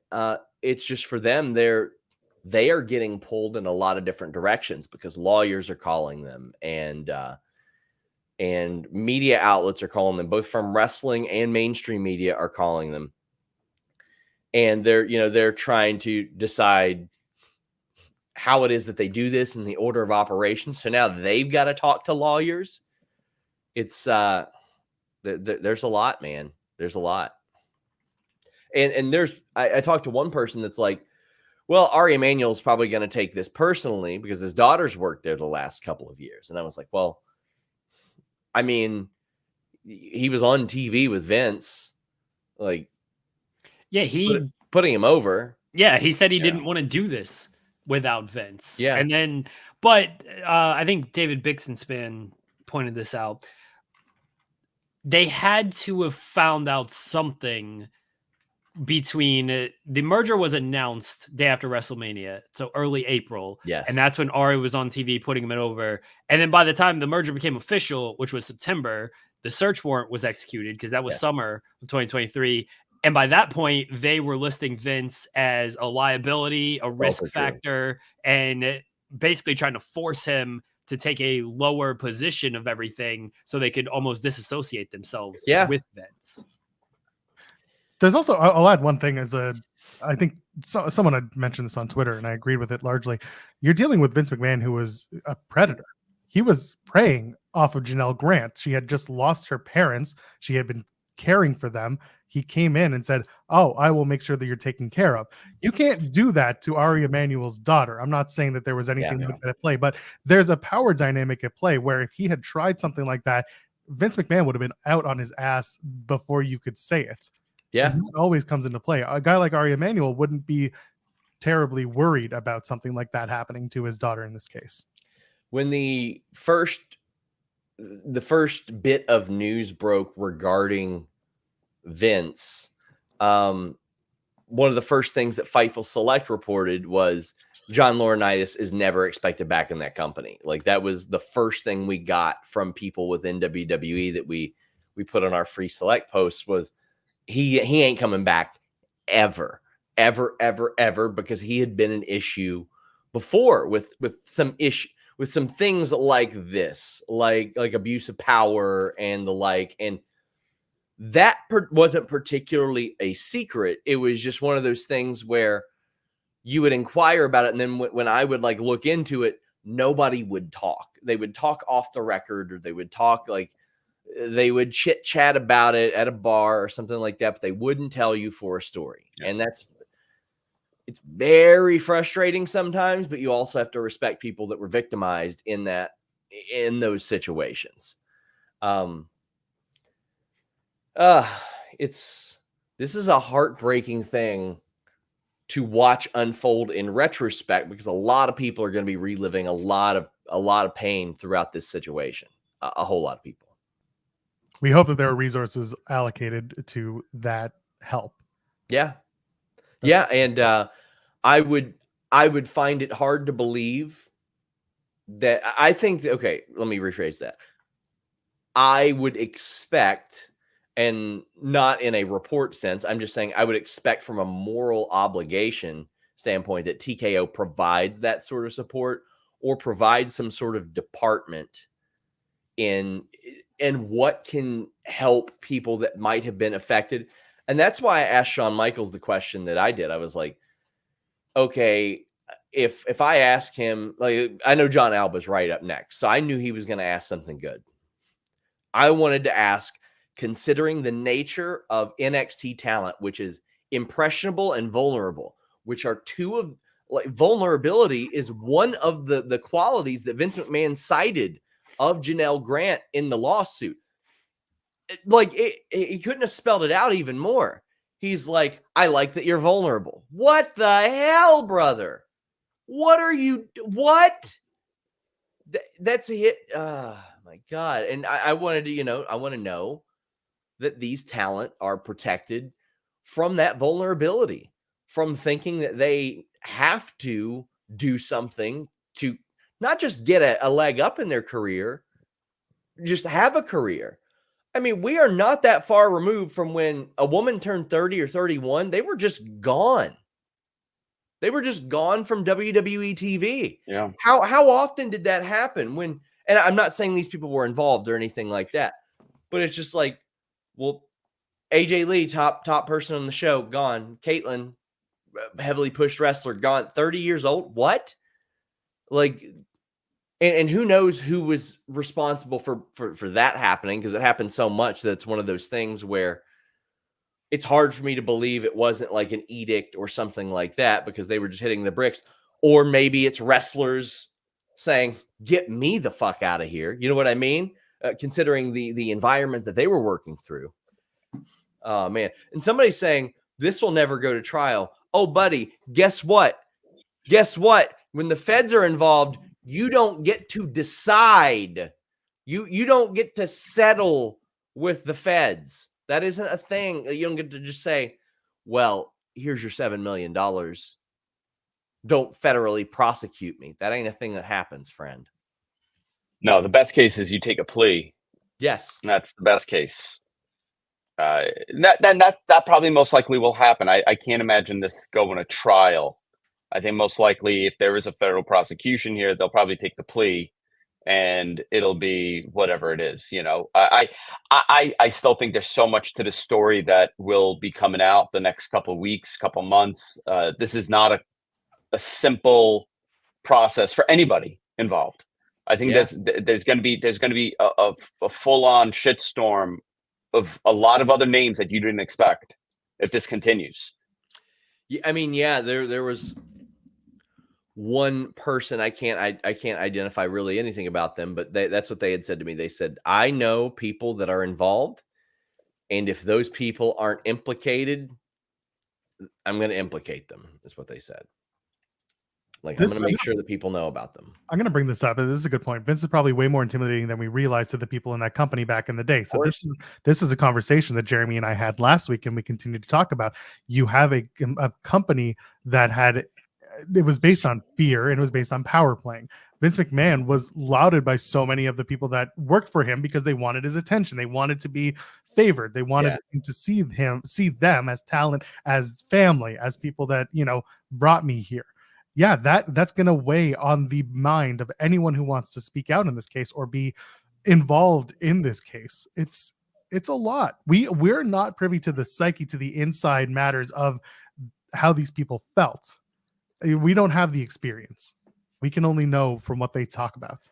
Well, I think now that all of this is coming out, maybe they will be more willing to speak about these matters, because so much is coming out. When Vince is doing all of this and he's the guy in control and stuff, nobody wants to come out and cross that bound and overstep Vince and be looked poorly upon by Vince McMahon. Now, I hope everyone does what's best for them, but we've seen it a lot of times. When one person starts to speak up, others will start to speak up because everyone feels empowered together in that sense. Yep.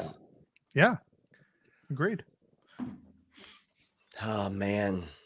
It sucks. It really sucks that this happened. It sucks that people are going to have to relive this, but hopefully people get some kind of justice, whether that be monetarily or from jail time or anything like that. But I mean, this guy has got to live a better, more full life than a whole lot of people that he probably should not have had the power to do that. It sucks. I am working on a free story on Fightful Select for this, but yeah. I appreciate you guys. We appreciate you, Sean. Thanks for popping on. Thank you. Yeah, man. Zarian, It's exhausting. Yes. It is Sorry. exhausting. Yeah, It is. is. It is exhausting. Zarian, Well, I don't know. I've had my own legal problem with a client this week, so I'm legally tapped out. I there's no great way to pivot. I didn't know if you had anything else to add before I ask a non Vince question. No, please. I'll do a non-Vince question. Why were you wrong and Sasha Banks wasn't at the Rumble? That's right. I know. Terrible, right? I said she How's was going to be in the men's rumble. How's that crow taste? And- Huh? Yeah. Yeah, dude, it's still happening though. You know what's happened though. Interestingly enough, it's now shifted from you don't know anything to who cares. That sounds about right. I can't that argue sounds with you about right. anymore now that you got it. You know, Yeah. it's also. Can I just touch on something here? Of course. I'll give you guys like a little exclusive. Where did the AEW running MSG stuff come from? I had not heard that. No, I've not heard that until literally you Okay. just mentioned it. I spoke to Sean about this yesterday. I got a bunch of messages from just people on Twitter. They're like, "Oh, are they running the Garden?" I will say they are not running the Garden. Will they ever run the Garden? Who knows? But they are not running the Garden, as far as I know, this year. And I found it interesting that story came out because I know where they're. I know what markets they're running when they're running, and Madison Square Garden is not one of those venues that they're going to run. I thought maybe this was like a bigger thing. I was so offline yesterday because I was like deep into work. It was like the first day I actually worked since coming back. I thought it was like a thing. I don't know where it came from. I've not seen Madison Square Garden at all. I've been talking about the Boston Garden. WWE doesn't even want to run the Garden more than. You know what it could have been? What? Someone brought up the Boston Garden, and I said, that's my second favorite garden. Oh, Well, this is still your fault, is what we're saying. Listen, and you know what? Fuck that. Boston Garden. That's not the Garden. Okay, there's only one garden. That's fair. And that's the one in my backyard where I have my tomatoes and my eggplants and my zucchinis and my fig tree that got imported somehow. I knew a guy that brought it from Italy, and we planted it. But that's the only garden. That's the first garden that I care about. That's where Mercedes is showing up. She's showing up to Andrew Zarian's backyard garden. I'm gonna tell you, Mercedes would have a freaking blast at my crib. Do you have crystals and stuff that you could help her out with? Is she into crystals? Yeah, they get into the crystals. Sure. Yeah. I could listen. I know a lot of people that are into the crystals. I could bring crystals. Harry Smith was just on talking about the crystals with us. So Olive Garden, yeah, there we go. All you can eat breadsticks. Not a fan of the Olive Garden, Andrew Zarian. Wow, it's not Italian. It's fine. Yeah, that's fair. True Italian probably don't like Olive Garden. The true Italian's got to go to Sbarro. Like I don't. Yeah, exactly. Especially when you come to New York. Any place that serves a chicken tetrazzini is not Italian. The most authentic of Italian. It's northern, I think. Chicken tetrazzini. Yeah, from the Tetris. Yeah. Aisle. From the Tetris Valley. Yeah, the Tetris Valley in northern Italy. Yeah. Anyway. So what are we doing? Oh, I don't know. Zarian, anything else you would like to add? That's it. I just wanted to see you boys. That's it. We appreciate you joining us. Thank you for coming on and sticking. Thank you for having me on. Long time with us and discussing what honestly sucks in the world. Yeah, no, it's it really is. It's really terrible and gross. And also, there's also the element, and I'll just touch on, like, we've all grown up watching this man on TV, right? Yeah. I'm not positioning in like an idolization way, but we have all. In very formative years in our lives, this man was a regular on TV that we watched every single week, and we look forward to seeing it. I mean, regardless of you hated Vince or you liked him, there was some sort of element that you watched. It's always, you at one point in your life, you become old enough to realize that all these people that you liked and that you not saying idolized, but that you looked positively on will fail you. And think about how many people, especially from we're all around the same age, growing up that were on television prominently in the 90s, early 2000s, even in the 80s, that have just, you discover what vile, terrible lives that they led. And it's just part of how things were, and it's good that it's coming to light now, because we're hoping that the next generation doesn't do this and there's more accountability that happens. But it was a crazy time frame on all of sports and media, and television. It was just, the power structure was created and things played out in terrible ways. We had a super chat here from Gravity Guy. Good morning, Andrew. Do you think Mercedes is signed for more than 1 year? Yeah, I would imagine. All right. Well, there's your answer to the question. Auntie Collins also sent us a very nice super chat saying this shit is tough to read. Sending some love to you guys. Hey, we love you too, Collins. We appreciate you. You're the best. Our chat's the best. We'll get to the last one in a minute. Because have you ever been to a GCW show, Andrew Zarian? Let them in. I first. have not. I had to. That's for the. Let him in the gates. I'm a corrections officer today, and I'm just buzzing. I'm opening the gates now. What was it? What was the question, Joel? Have you ever been to a GCW show? I have not been to a GCW show. I didn't go to the Hammerstein Ballroom one. Okay, because we got a super chat from David Filipich saying you're going to his first GCW show in Phoenix this Saturday. Any advice? Have fun. Bring a mask that you can wear for the glass tube dust, so that you don't inhale. Well, I was going to say, isn't it like a Guar show? Wear a white shirt. Yes, exactly. Just wear a white shirt and have fun. Yeah, have fun. Have fun's the biggest piece of advice I can give you. The environment there is very fun, and I haven't looked at the card totally, but the wrestlers a big interaction and stuff. So yeah, just have fun and be personable. Like a lot of people there like to communicate and interact is the word I'm looking for. A lot of people like to interact, and so you can have some fun interactions, whether it's with the wrestler or with a fan. Cheer the baby faces, boo the heels, and don't inhale the dust from the glass. Yeah. Hey, before I leave, what's your favorite bank? I'm Canadian, so the one that gives you the most money with an accent over the E. I really like TD. I love doing my banking with them. Yeah, I like the bank shot. Russell Westbrook is a good one off the glass in the hoop. Yeah. Bank shot. You know what really sucks? When at the end of the month you get a bank statement. That's not fun. Nobody likes that.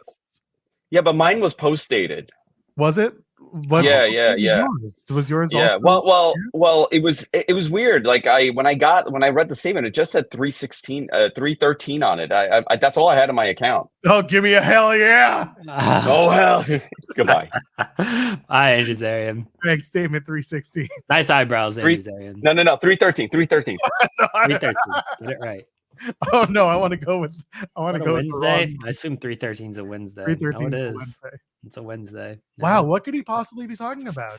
Don't know. Bank no idea what he's quite talking about. I don't know what we're talking about. A bank statement. What favorite garden? Yeah. Tony Khan has a big announcement on Wednesday, Joel. Oh yes, we have to redo the scale, Jeremy. Yeah. Our scale has been broken. Is this a level 4 or 5? I think that's in the eye of the beholder. I feel like it's pretty big. This show, they're stacking that show on Wednesday. They got Hangman Swerve 3. They got Sting and Darby for the tag titles against Ricky and Big Bill. Tony Khan, big announcement. Yeah, I feel like it's a big scale show. They should be, because they sure as shit punted this past week. I'm sorry. I did not like this week's episode of Dynamite. It happened. It just kind of matches that didn't feel of too much consequence because you knew who was going to win. And then that was kind of that. So next week looks good, at least. Yep, looking forward to that. Listen, most weeks I do enjoy lately watching AEW programming. Now you hate AEW. You're right, that's true. Because it's all I have in my bank account. It's $3.13. Hell yeah. Man, this appreciate everybody hanging out with us today and this past week. It's been a long week, and it's probably not going to get any easier. More stuff's probably going to keep coming out, which is not good, like when you read it, but I think is good overall in that this stuff needs to, this man needs to pay, and he's probably not gonna pay in the way that he should because he's 70 something and he's lived a full life already, but he needs to pay for what he's done. And again, I hope people that are involved with this also get some comeuppance here. Yeah. I hate doing shows like this. I've said this before. I hate that we have to talk about it and cover it, but I also know that it's extremely important that we do cover and talk about it. It's uncomfortable, but that's okay. That's what we're here for, is to be uncomfortable sometimes. And I'm also glad that we have a very big pool of people to reach out to and talk about it with us inside and outside of wrestling. We mentioned that Tim Marchman from Vice will be joining us. That the plan is for him to be with us on Monday when we're on the main channel, where we're going to talk more about what's going on with this Vince McMahon case. I'm sure there will be more details released between now and then. And of course, he's been working on it through Vice. He was the one, his article was the one that yielded the John Laurinaitis statement from his lawyer. So we're looking forward to talking with Tim. The plan is for Monday. And again, it'll be uncomfortable and it'll be newsworthy, because that is what we do. We talk about the news, we get in the weeds as the show dictates, and sometimes we get to talk about wrestling and sometimes we get to talk about the stuff outside of wrestling. We had a good show, by the way, on Wednesday talking about wrestling, and I'm glad that people showed up and our views were very good and we had a good time. I look forward to getting back to that. Yeah, I'd much rather talk about wrestling than this. Like, I would much rather talk about wrestling than everything going on here. I don't even like wrestling, so I really don't like the outside of wrestling stuff that I have to talk about. But we're gonna try to talk about the news and everything. Like it is what it is, and we're gonna talk to Tim on Monday. We're on the main channel on Monday, and it'll be a good conversation with Tim, and hopefully you guys show up over there. This isn't planned, Joel. We're ripping up the script here. Oh yeah, okay. I'm gonna get in trouble. Do you have $2,000? Nah, we didn't get $2,000, unfortunately. It's okay. Today was probably not the right day to try and solicit this game, I'm gonna get in trouble, as is tradition. There was stuff on social media. This is why I don't comment on social media, because as I always say, shut the fuck up. Just shut the fuck up. There was stuff on social media though this past week with interviewing and people who have interviewed people in questions that were not asked. I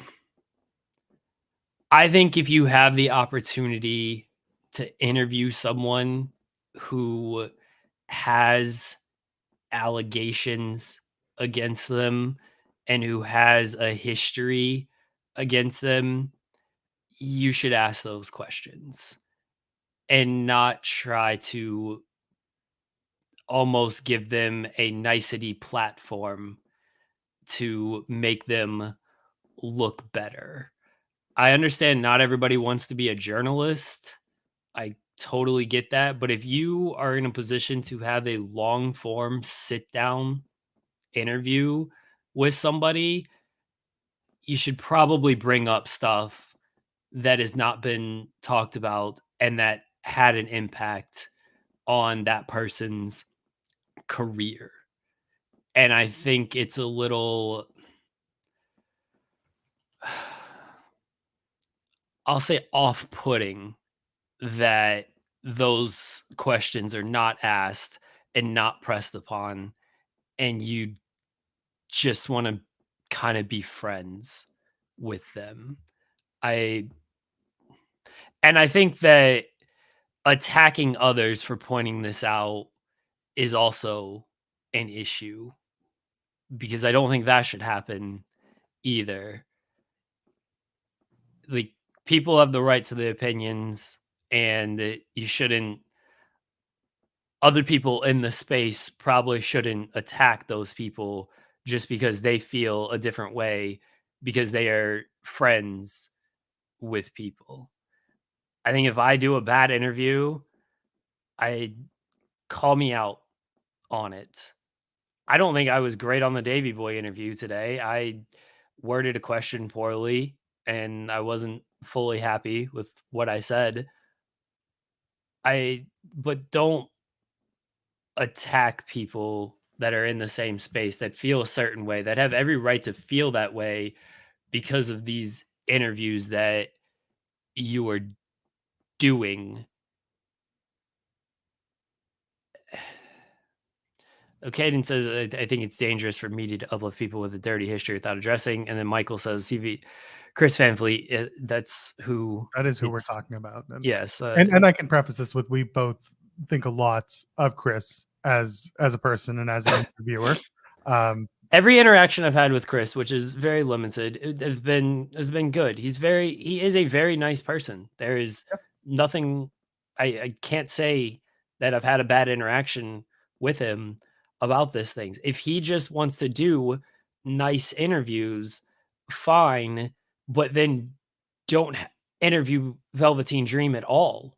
If you just want to do nice interviews, because now you're giving the impression that you will ask these questions and you will, and I have my own issues with that interview, but you're giving the impression that you will ask these questions, but then you have someone else on right after that and then you won't ask those questions. It's a mixed signal of what you're actually doing. It's a completely mixed signal. And I don't, if you want to just do nice, happy-go-lucky interviews and not ask that kind of stuff, fine. That's your right. But again, then don't do one after the other where you make it seem like, I don't have an issue with him interviewing Velveteen Dream. People were like, it's a sit-down interview. It's the same as 2020 or whatever. Like, if that's what you want to present it as, fine. But again, then don't do an interview with Matt Riddle and talk about all the great things Matt Riddle has done and not address, even if you don't address the Candy Cartwright lawsuit, which was settled, address the airport stuff, which I don't think he's talked about. Address that. None of this was addressed. Like, I don't know. And then for Stephanie Chase, who I have a lot of respect for, to rightly express her opinion on that and then to get attacked by other people in this space, I thought that was bullshit. And I think we should all just try to be a little bit better when it comes to this. The only thing I'm going to add, and this is kind of expanding on what you're saying, Jeremy, about being able to respectfully critique people, is that I also am a big fan of Stephanie Chase. I love the work that she does. Do I always agree with her? No. Do I always agree with her approach? No, but I respect the hell out of her. This was one case where she was on the money, in my opinion, and she was right to bring about a conversation about not just the conversations that Chris was having on his show, but the fact that they were one after another. It became a 3-pack of questionable people. And that, that's worth calling out. I'm not saying that Chris is trying to establish a process. That's not what I'm saying. What I'm really trying to say is that when someone brings it to your attention, you're allowed to be critical of it. What's not allowed is to then have somebody take shots at you, personal shots. I mean, it's allowed. You just look like an asshole. Well, you do look like an asshole. What I'm saying is that if you're trying not to be an asshole, then you shouldn't be allowed to do that. In a conversation, in a back and forth, once you go personal, you basically lost. And that's the crux of the problem here, is that when you get personal, nobody wins. It looks bad. And yeah, again, the interactions I've had with Chris, much like Jeremy said, positive. They've been good. When the Patrick Clark interview was happening, there were people. Chris was asking others for help. He was asking other people in the wrestling media sphere for a little bit of help. I don't know what his process becomes after that, but I know that he had solicited questions, or at least asked, how should I navigate this? How he navigated it was how he did it. He did have a choice. He didn't have to do the interview. I've said this many times. You know, Joel has said like he doesn't really want to interview Ric Flair or Hulk Hogan, and I respect his position on that. I said I do want to interview him, but it's going to come with, I'm not going to be like, tell me how great the 80s were, brother. I'm going to ask the questions that I feel should be asked to them. And if they say, well, no, you're not going to ask that, then I would say, okay, well, we don't want to do the interview. Then, Yeah. if that's the case. The second anyone puts terms and conditions on a conversation we're going to have, that's when we both have agreed no. Will I sit in an interview setting like that and feel a little uncomfortable? Yes. But like we talked about today, I've been feeling a hell of a lot uncomfortable the last few episodes because we've had to talk about this Vince McMahon lawsuit and now investigation. And as uncomfortable as I feel, I'm happy that I do it because I become a lot more knowledgeable and I feel a lot more confident in approaching these topics with sensitivity and honesty. And I want to be able to do that. This is, again, sometimes this is my journey as well, because I don't always get this time to do interviews and to do conversational topics like these. So yes, while Jeremy mentioned that at one point a conversation with Hogan, Flair, whoever was off the table in my view, it's not so much anymore, as long as the agreement is all bets are off. Nothing's off the table when we can talk and we can push back. If they walk out, it looks bad on them. That's what it comes down to. But we would press and we would push and we would ask. They're never going to appear on this show. So. Oh God, no. Listen, we are better than Busted Open. We can say it a million times. Busted Open, we ain't getting Flair on our show. They get Flair all the time on Busted Open. We should get Tony Khan. Now that they get Flair all the time, we should get Tony weekly on our show. We do, don't we? He shows up at the end of every Wednesday. That's a fever dream waiting to happen right there. Anyway, y'all stuck with us for our 2 hours of everything. Today really was everything, from interviews to conversations with friends and conversations with wrestlers, and we did it. We'll be back on Monday. We'll be on the main channel. We'll be talking with Tim Marchman from Vice. That's the plan. And I'm sure we'll be having other conversations as well, because wrestling will still go on and there will still be programming on the shows. And Jeremy's going to plug some stuff as well. I don't really have anything to plug, as always. Everyone knows that. I don't plug anything, Joel. Sorry we didn't preview SmackDown. Cody's going to be there. Roman's going to be there. Bailey's going to be there. Logan Paul's going to be there. They're all going to be there. Everybody's 10,000 people are going to be there. Yeah. I'm sure it'll be a good show. Look, I'm burnt out on wrestling after this week. Enjoy whatever you're doing this weekend, everybody. Enjoy it. Thank you guys again for showing up, supporting, whether it's just comments in the don't worry, I'll tweet about Bryan Danielson being the GOAT for the match. But thank you guys for showing up, supporting, whether it's a comment, a super chat, a thumbs up. I don't know if I get the fireworks work. A thumbs up. Subscribing. Subscribe. There we go. Point to the side. There it is. Yeah. Subscribing to the channel, reading articles. Ryan Sullivan sent a message earlier thanking like Sean for his coverage and thanking me for what I've done and the articles. Look, man, we're just trying to do the best we can with this. I'm certainly not any type of expert on this stuff. That's why we have experts on there, and we're just doing the best we can. And I hope everyone, I appreciate everyone who supports, and or even if you don't support and you don't like us, that's okay too. Yeah, exactly. Carlos doesn't seem to like us. Oh, it's fine. I'm just gonna leave it. Friday, I'm gonna be nice.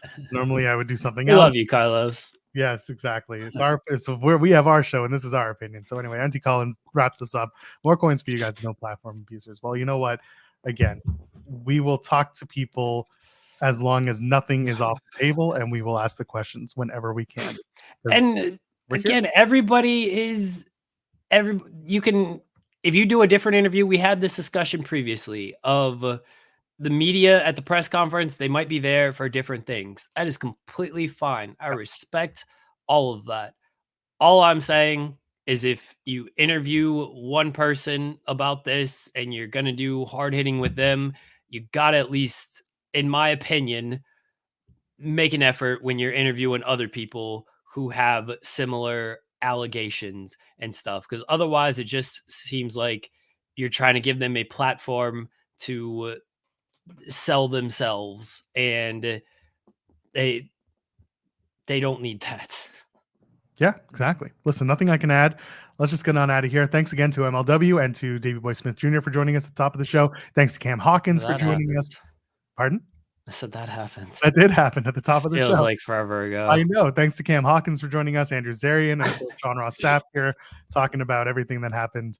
Oh, yeah. You want to talk about that? I sent an email. I sent an email to Ann Callis and her office to see if she would be willing to come on. I have no idea. She said that they're swamped with a bunch of different stuff. I promise you, I probably send a lot of emails behind the scenes and a lot of messages that unfortunately don't work out for one reason or another. But we certainly do try when it comes to this stuff. I'm really looking forward to the conversation with Tim, who is he said he's a fan of Fightful. So I am so sorry, Tim. Yeah, that's unfortunate. So but yeah, I've sent if there's anybody else you guys like want on the show you think would be a fun guest, or someone who you just want to hear us talk to, or do whatever it might be, want us cover, let me know. Like, I got no problem sending emails. So you can tag us. You can leave a comment here and tell us. You can tag us on socials. We will reach out. We do our best. Whenever any big event is coming up, we sit and we say, can we try? And so we're going to try. Some of the Why Syllable saying Queen Aminata. Would we love to? Absolutely. I think Queen Aminata would show up on other podcasts affiliated with Fightful before us, but we'd love to. Freddie Prinze Jr. there. Anyway, leave a comment on the show. And while you're there, leave a thumbs up as well. And of course, you can subscribe to us here at Fightful Overbooked. We're back on Monday, but we will be on the main channel on youtube.com/Fightful, as we are at the beginning of every month to do our brand of you know what. Until then, Rob and Maggie are on at 3 p.m. Eastern if you're watching live, or if you just go to the next video, they'll be the one here today. All right, ladies, gentlemen, friends beyond the binary, we'll see you on Monday. Have a good weekend. Cheers.